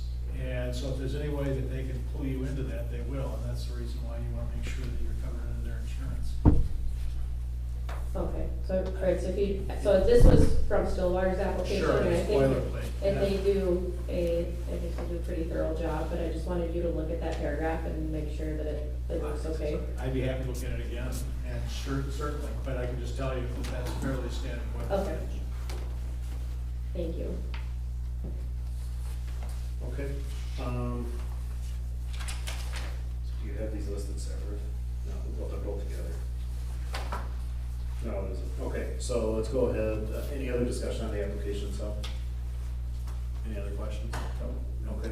All those in favor of passing the retail license application, say aye. Aye. Opposed? All right, we have to move on to the background form. I need a motion and a second to discuss the background check form. Motion to discuss the background form. Do I have a second? Second. Thank you, Lee. Any discussion on our background check form? Troy? No, not at this time. Lee? No. Larry? No. Tim? No, sir. I assume you got this from Liz. Did you get this background check form from the Stillwater? Yeah. Yours too? Yeah, I Okay. don't have any questions on that. Okay. All right. All those in favor of accepting the background check form as is, say aye. Aye. All right.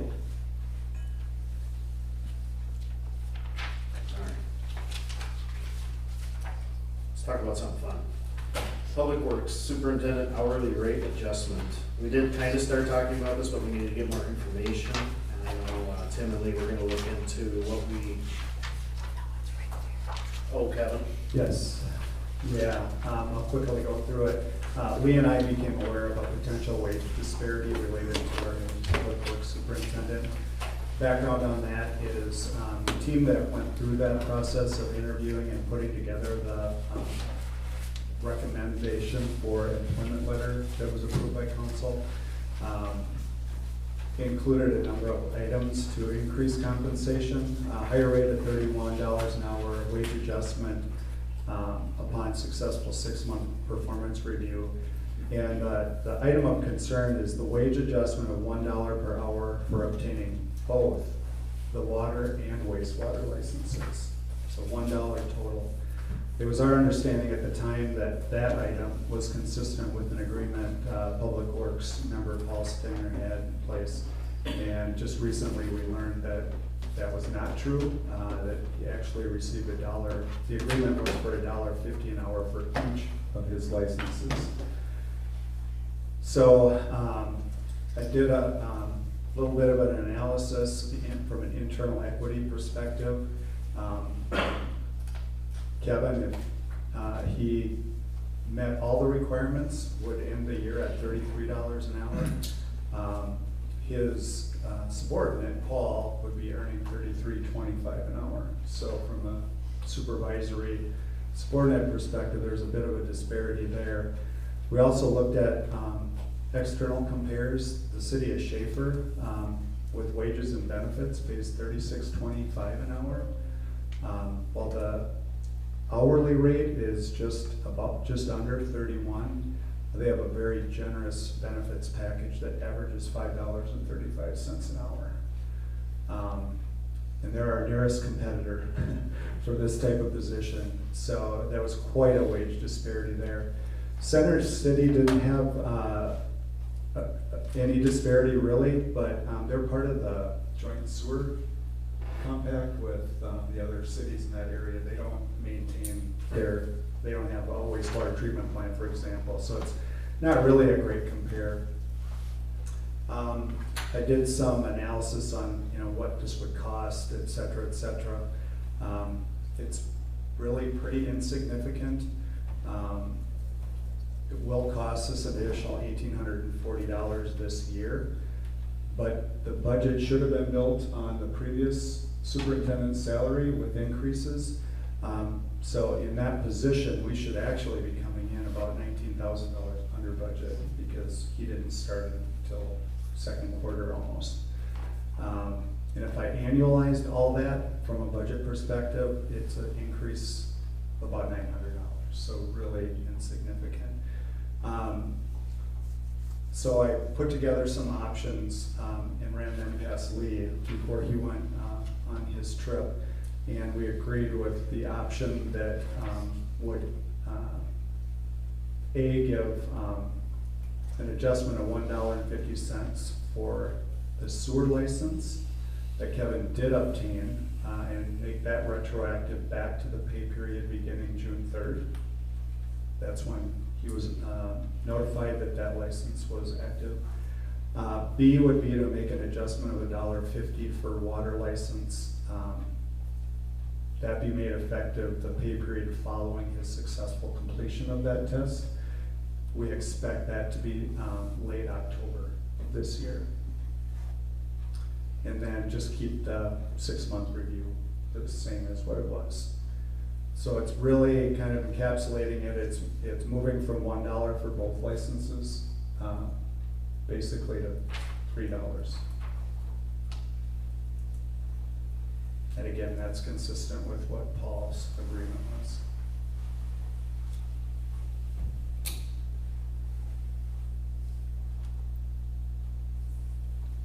Thank you, Tim. Lee? Yep, I want to thank Tim for doing the running around and figuring everything out on that. Sure. Yep. Troy, do you have any questions? No, it all looks good. It looks, Kevin's been doing a great job, so I appreciate compensating him accordingly. Yes. Larry? No, it all looks good. Nice work, too. I need a motion and a second to say what you want to try to. Okay, I make a motion that council approve the wage adjustments as noted in the attached SBAR in the packet. Wage adjustment of $1.50 sewer license made retroactive to pay period beginning June 3, and adjustment of $1.50 pay period following his successful completion of his water test. Do I have a second? I'll second. All those in favor, say aye. Aye. Aye. Opposed? All right. Number 6, consider investigation into missing public documents and data. Up to me, great. Thank you, everybody, for sticking around. This agenda item is to consider an investigation into missing documents and data that have been requested. The main issue right now is the project and expenditure report. The project and expenditure report discloses what are the ARPA expenditures for state and local government. So what we would be disclosing if we could get this report is what we've spent our ARPA funds on that were awarded to us. local governments must spend the disbursements following statutory guidelines, so there are guidelines that we have to follow. This report will disclose that the city of Taylor's Falls received over $109,407 in 3 distributions. So there was a request made for this project and expenditure report on October 11th, 2022. There was no response from the city. There was a request made on December 19th, 2022. There was no response from the city. There was a request made for the project and expenditure report on February 17th. There was no response from the city. On March 4th, there was a 4th request made for this project and expenditure report. There was no response from the city. This report is due April 30th of 2021 and 2022. So there is a requirement for the city to file this report, but it has not been disclosed to the public. The other thing I'm requesting, that is requested, is missing video surveillance footage. So there was a request made on July 9th of 2023 for surveillance footage of the City Hall. Specifically, it was to review surveillance footage from inside City Hall just for August of 2021 and January of 2022.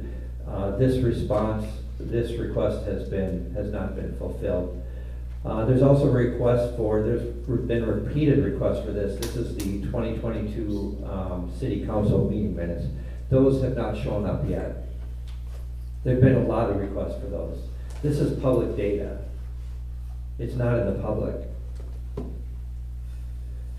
And then the final request is missing emails read by Councilmember Julikine on March 27th. There's been 2 requests for those, June 14th and July 2nd. Missing public documents are potential data breach. An investigation into these missing documents and data will determine if data breach has actually occurred. There's a couple things I want to point out on the statute 13055. This is a disclosure of breach and security. If there's been documents that have been acquired, we can't find them, but they've been acquired, that should be a good faith acquisition. If they're not in a good faith acquisition, that means, well, they're stolen. There's an unauthorized acquisition, unauthorized person. This is all explained in the statute. I mentioned that the project and expenditure report due with the U.S. Department of Treasury was due April 30th. And there are some general guidelines I want to point out about that project and expenditure report. There are statutory eligible uses. So the people of Taylor's Falls have a right to know if the money that was distributed to the city of Taylor's Falls, over $109,000, was actually spent according to statutory guidelines. You have the right to know that. That's a lot of money. So you should make sure that it was spent the way that it was supposed to be spent and according to federal law.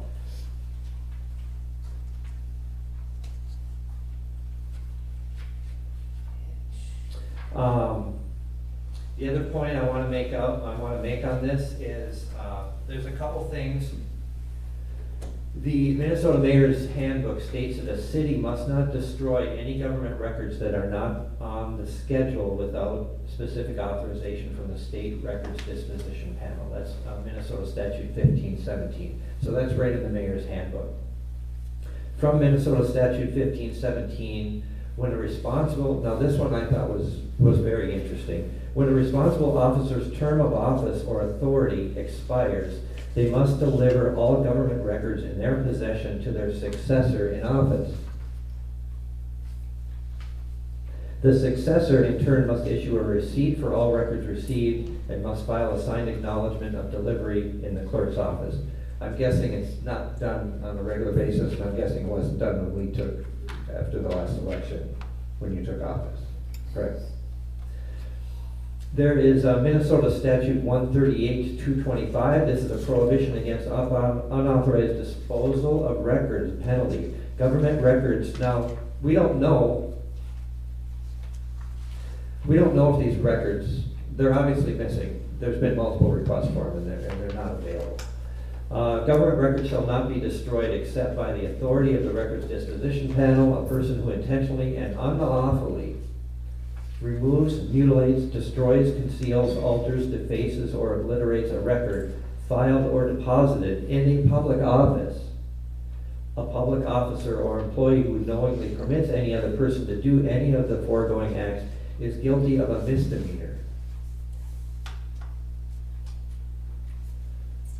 Under state law, this is the duty of the City Council. This is from the Minnesota LMC Handbook. Under state law, it is the duty of the City Council to establish and maintain an active, continuing program for the economical and efficient management of records.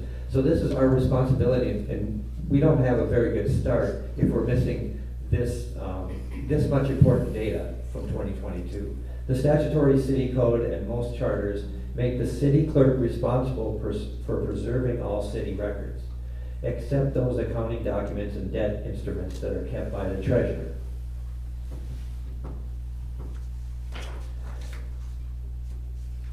As a council member, okay, this is the last point I wanted to make up on this, but, or bring up.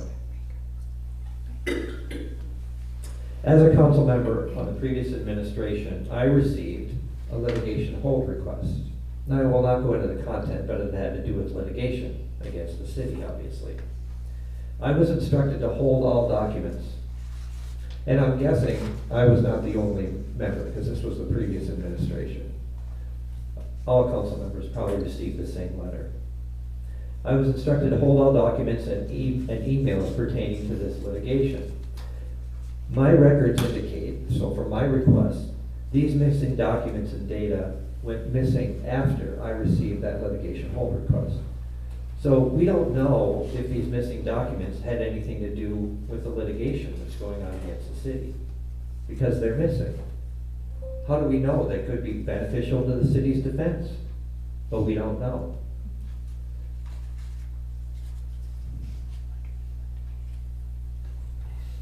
Are the documents that are missing relevant to this litigation? Could they be beneficial to the city's defense? We don't know, but don't we have a responsibility to find out?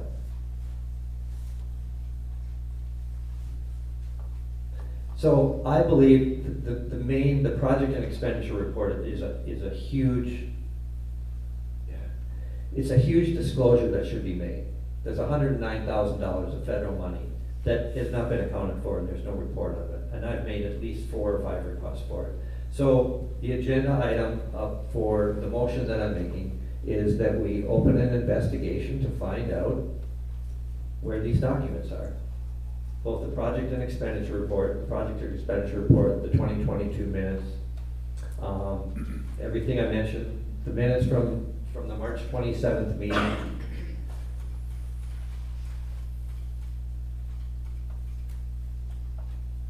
and the surveillance footage.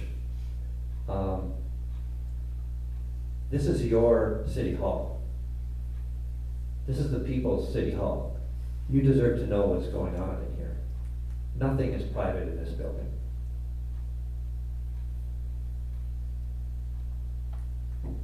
That's my motion. And I'll ask for a second. Thank you, Troy. Do I have a second for the missing public documents and data investigation? Second.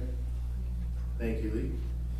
We can open it up for discussion. I do have a question for you, Fritz. As far as this goes, would this be an investigation that we could direct you to look into? Well, for a start, if that's acceptable to council, depends on, I mean, this is a pretty broad series of documents and requests, but I think certainly beginning some kind of an investigation is, given what's been said, especially worthwhile, and that's something you may want to just initiate. And it may well be as you get through some of these, somebody didn't do a report, they could have done a report, or maybe, and I don't know that, or your audit actually dealt with some of those issues, but the report wasn't done, or those kinds of things. But I think you're certainly entitled to have answers to questions, and if a council member raises these questions, fair enough. I mean, I think that an investigation should occur. I would hesitate around some of the areas that involve the pending litigation, and your responses may be restricted in that sense. But otherwise, it's certainly, I can initiate something, I'll let you know if it looks like it's gonna be too much. It's a lot of stuff. Too much as an expensive or? Well, you know, you get me for you know, and it's not litigation, so that would be under my contract. Okay. But, you know, I would, I need to take a good look at it and really kind of get a sense of what the real scope of the work is. It may be easy, relatively speaking, or it may be complicated, which would take time. And if it does that, I'm assuming you're all regular reports and all the rest of that. So, sure, I mean, let's see what happens, see if it's possible, if you want to do that. And I'll follow up on some of that. Like I said, there's a lot of stuff there that you're talking about. It seems like a simple motion, but they're somewhat disparate. Sure, and I think the actual email request that I put forth to the city will be very descriptive and fill in a lot of those gaps. Sure, okay. Fritz, your comment about other pending litigation. Right. My recollection is, and I can't get into any detail, but at a special meeting we had, the video was referenced. I believe we talked about that. Does anyone else remember? I would encourage you not to talk about it here, Okay. if it was discussed there, but I can say. That's all I was gonna say about it. Yeah, I will say this though, because people will wonder, and it's fair to say that the conclusion was that that would not have an impact on the city's position in the litigation. That was what the other council said. So at least put you and the public that's listening right now at ease and thinking that, oh gosh, there's all this terrible stuff. But the request is very much a legitimate one. And if the answer is, you know, it's just gone, we don't know why, that may ultimately be a conclusion, or it may well be for technical reasons. I don't know. I'm kind of curious myself. Now it's crazy, the question, but certainly we can try to get to the bottom of it. If that helps. Larry, do you have any questions? Well, I think it's a waste of the city's time and money to conduct an investigation. I think all these questions can be answered in discussions with the city clerk. And also, you know, as far as the missing emails from the March meeting, those were given to me and to be read into the record. And the people that gave them to me requested that they remain anonymous. And I intend to honor that request. They're not missing. I have them. But I'm not going to disclose the people that gave it to me because they asked me not to. Okay. So I had a question about that too, because, I don't know, a couple meetings ago, we talked about emails that we get as council members and putting them in the packet, but redacting certain information. Is that what you're requesting, with just redacting who sent it? Because you read them out Anonymously. right, so I think that one could probably be resolved pretty quickly if they can be redacted. Perhaps. So, Well, we also talked about no more anonymous. If they haven't got the balls to come up here and say it, they shouldn't be read. You know, you're talking about residents of our city. Yeah. You're gonna sit there and insult them. Then I think maybe you ought to take that back. Yeah, and that was after that anyway, yeah. So, I'm sorry. shame on you. Sorry about that. Oh, that's okay. Let's stay, let's not go Jerry here. So, I think we should let Fritz handle the investigation and see what he can find. He can uncover. I'd even call it investigations. Yeah. Yeah. Any of a number of Yeah. different things. I guess what I was asking about the emails, is that something we can take off Fritz's plate, how would be amenable to Larry? Well, let me address that directly right away. I mean, if any one of you, as a member of the city council, says, I just received this, and I won't tell you from whom, but this is what they said. You're basically adopting the argument yourself. You're really not under any obligation to disclose the source of that information any more than you are if you were just on your way in.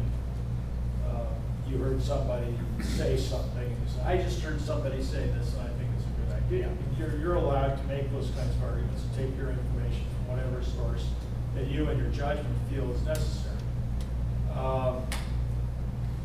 There's an argument that can be said that, you know, you get into a situation where everybody starts arguing with anonymous correspondences, and it detracts from responsible public debate. That's your call. You know, if you want to anonymously, if somebody said, you know, I just got this, and here's what this anonymous person so eloquently read, as far as anybody out there is concerned, you made it up. You know, in terms of where it came from, it didn't. But the message that was conveyed is going to be deemed to be. And that's just debate. You know, you get to do that. People, if you've got somebody that's forwarding an opinion and they're not willing to put their own name on it for whatever reason, maybe they feel threatened, maybe, you know, who knows. For whatever reason, you're allowed to take that for what it's worth. Generally, I think people, if somebody's willing to stand up and speak, and that's, you know, and I want you to use my name, and you're free to do that, that adds a certain level of credibility maybe to it than an anonymous one does. But there's nothing wrong with you honoring, as long as you're reading it out loud, honoring someone's request not to identify the source.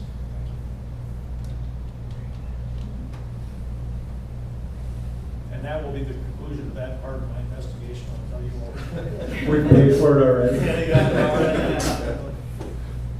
All right, so, the motion, I guess. Can I ask to hear the motion again? Yeah, we're gonna have to change it now, because if we approve Fritz, we have to amend, Troy will have to amend the motion to have Fritz conduct the investigation. Conduct an investigation as to the various things that will be listed. I don't think we have to do it all right now, but all the things that were listed. And I've seen some. Oh, I think we should do it all right now.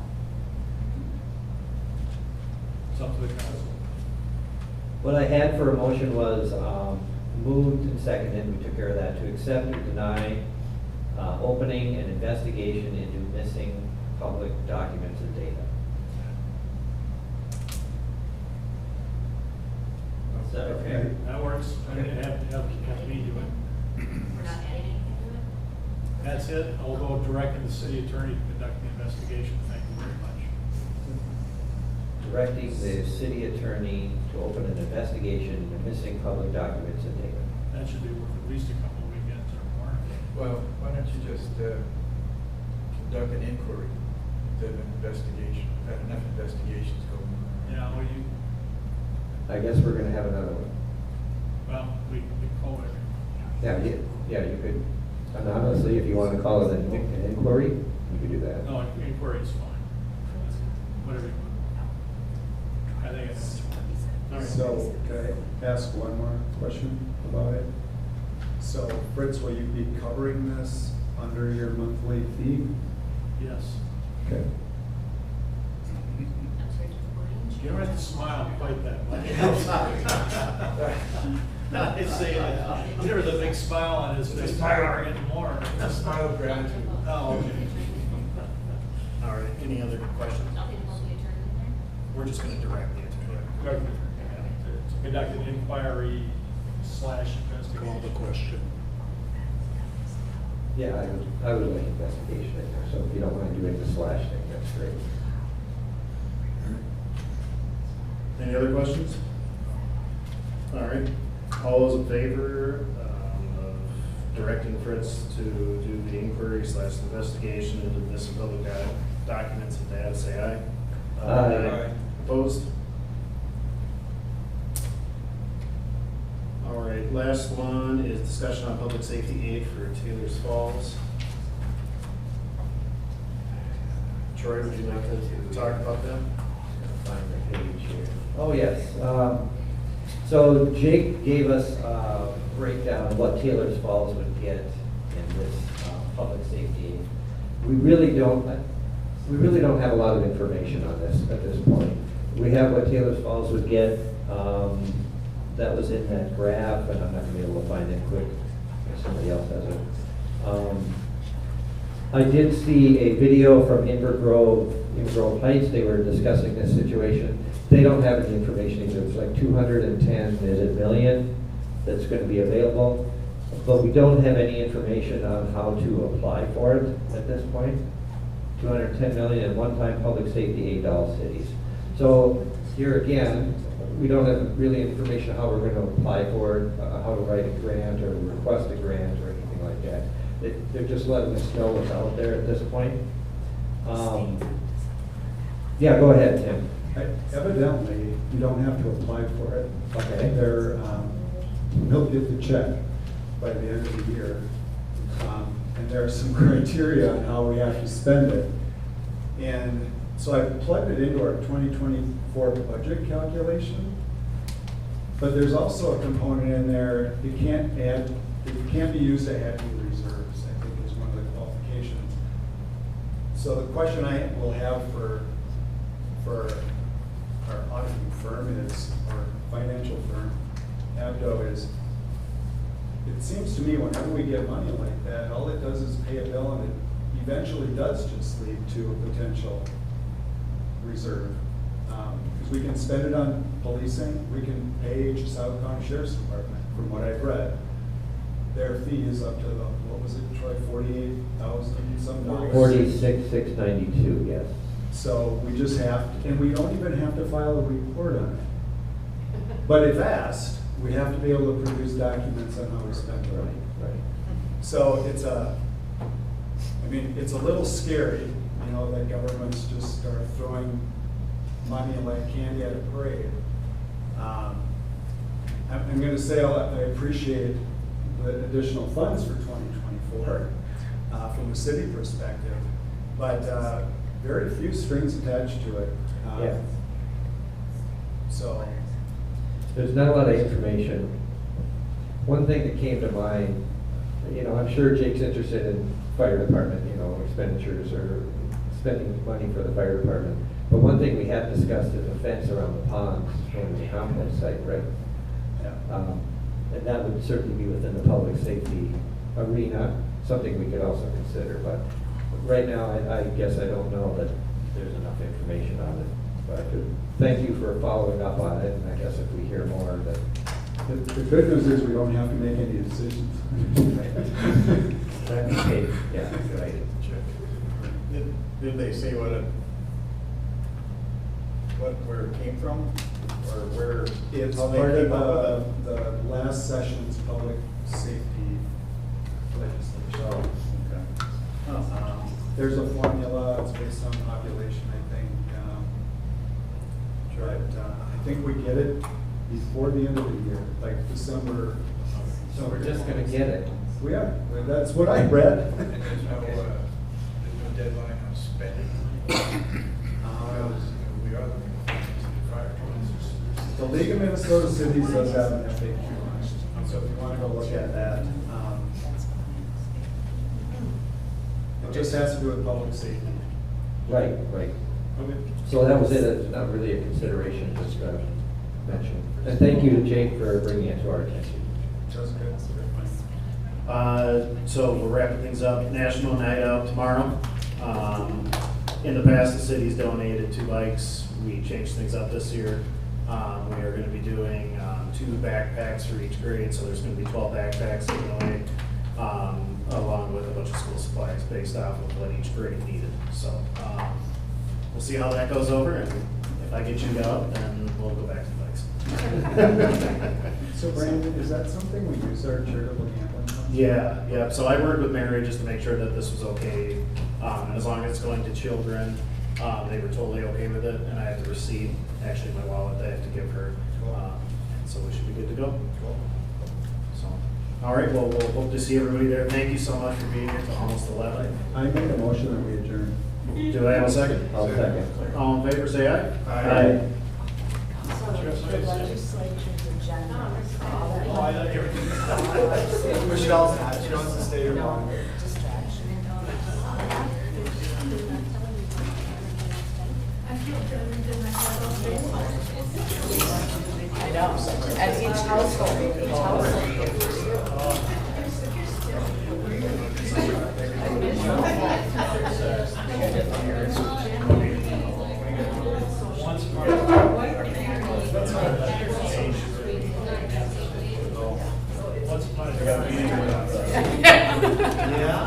Sorry.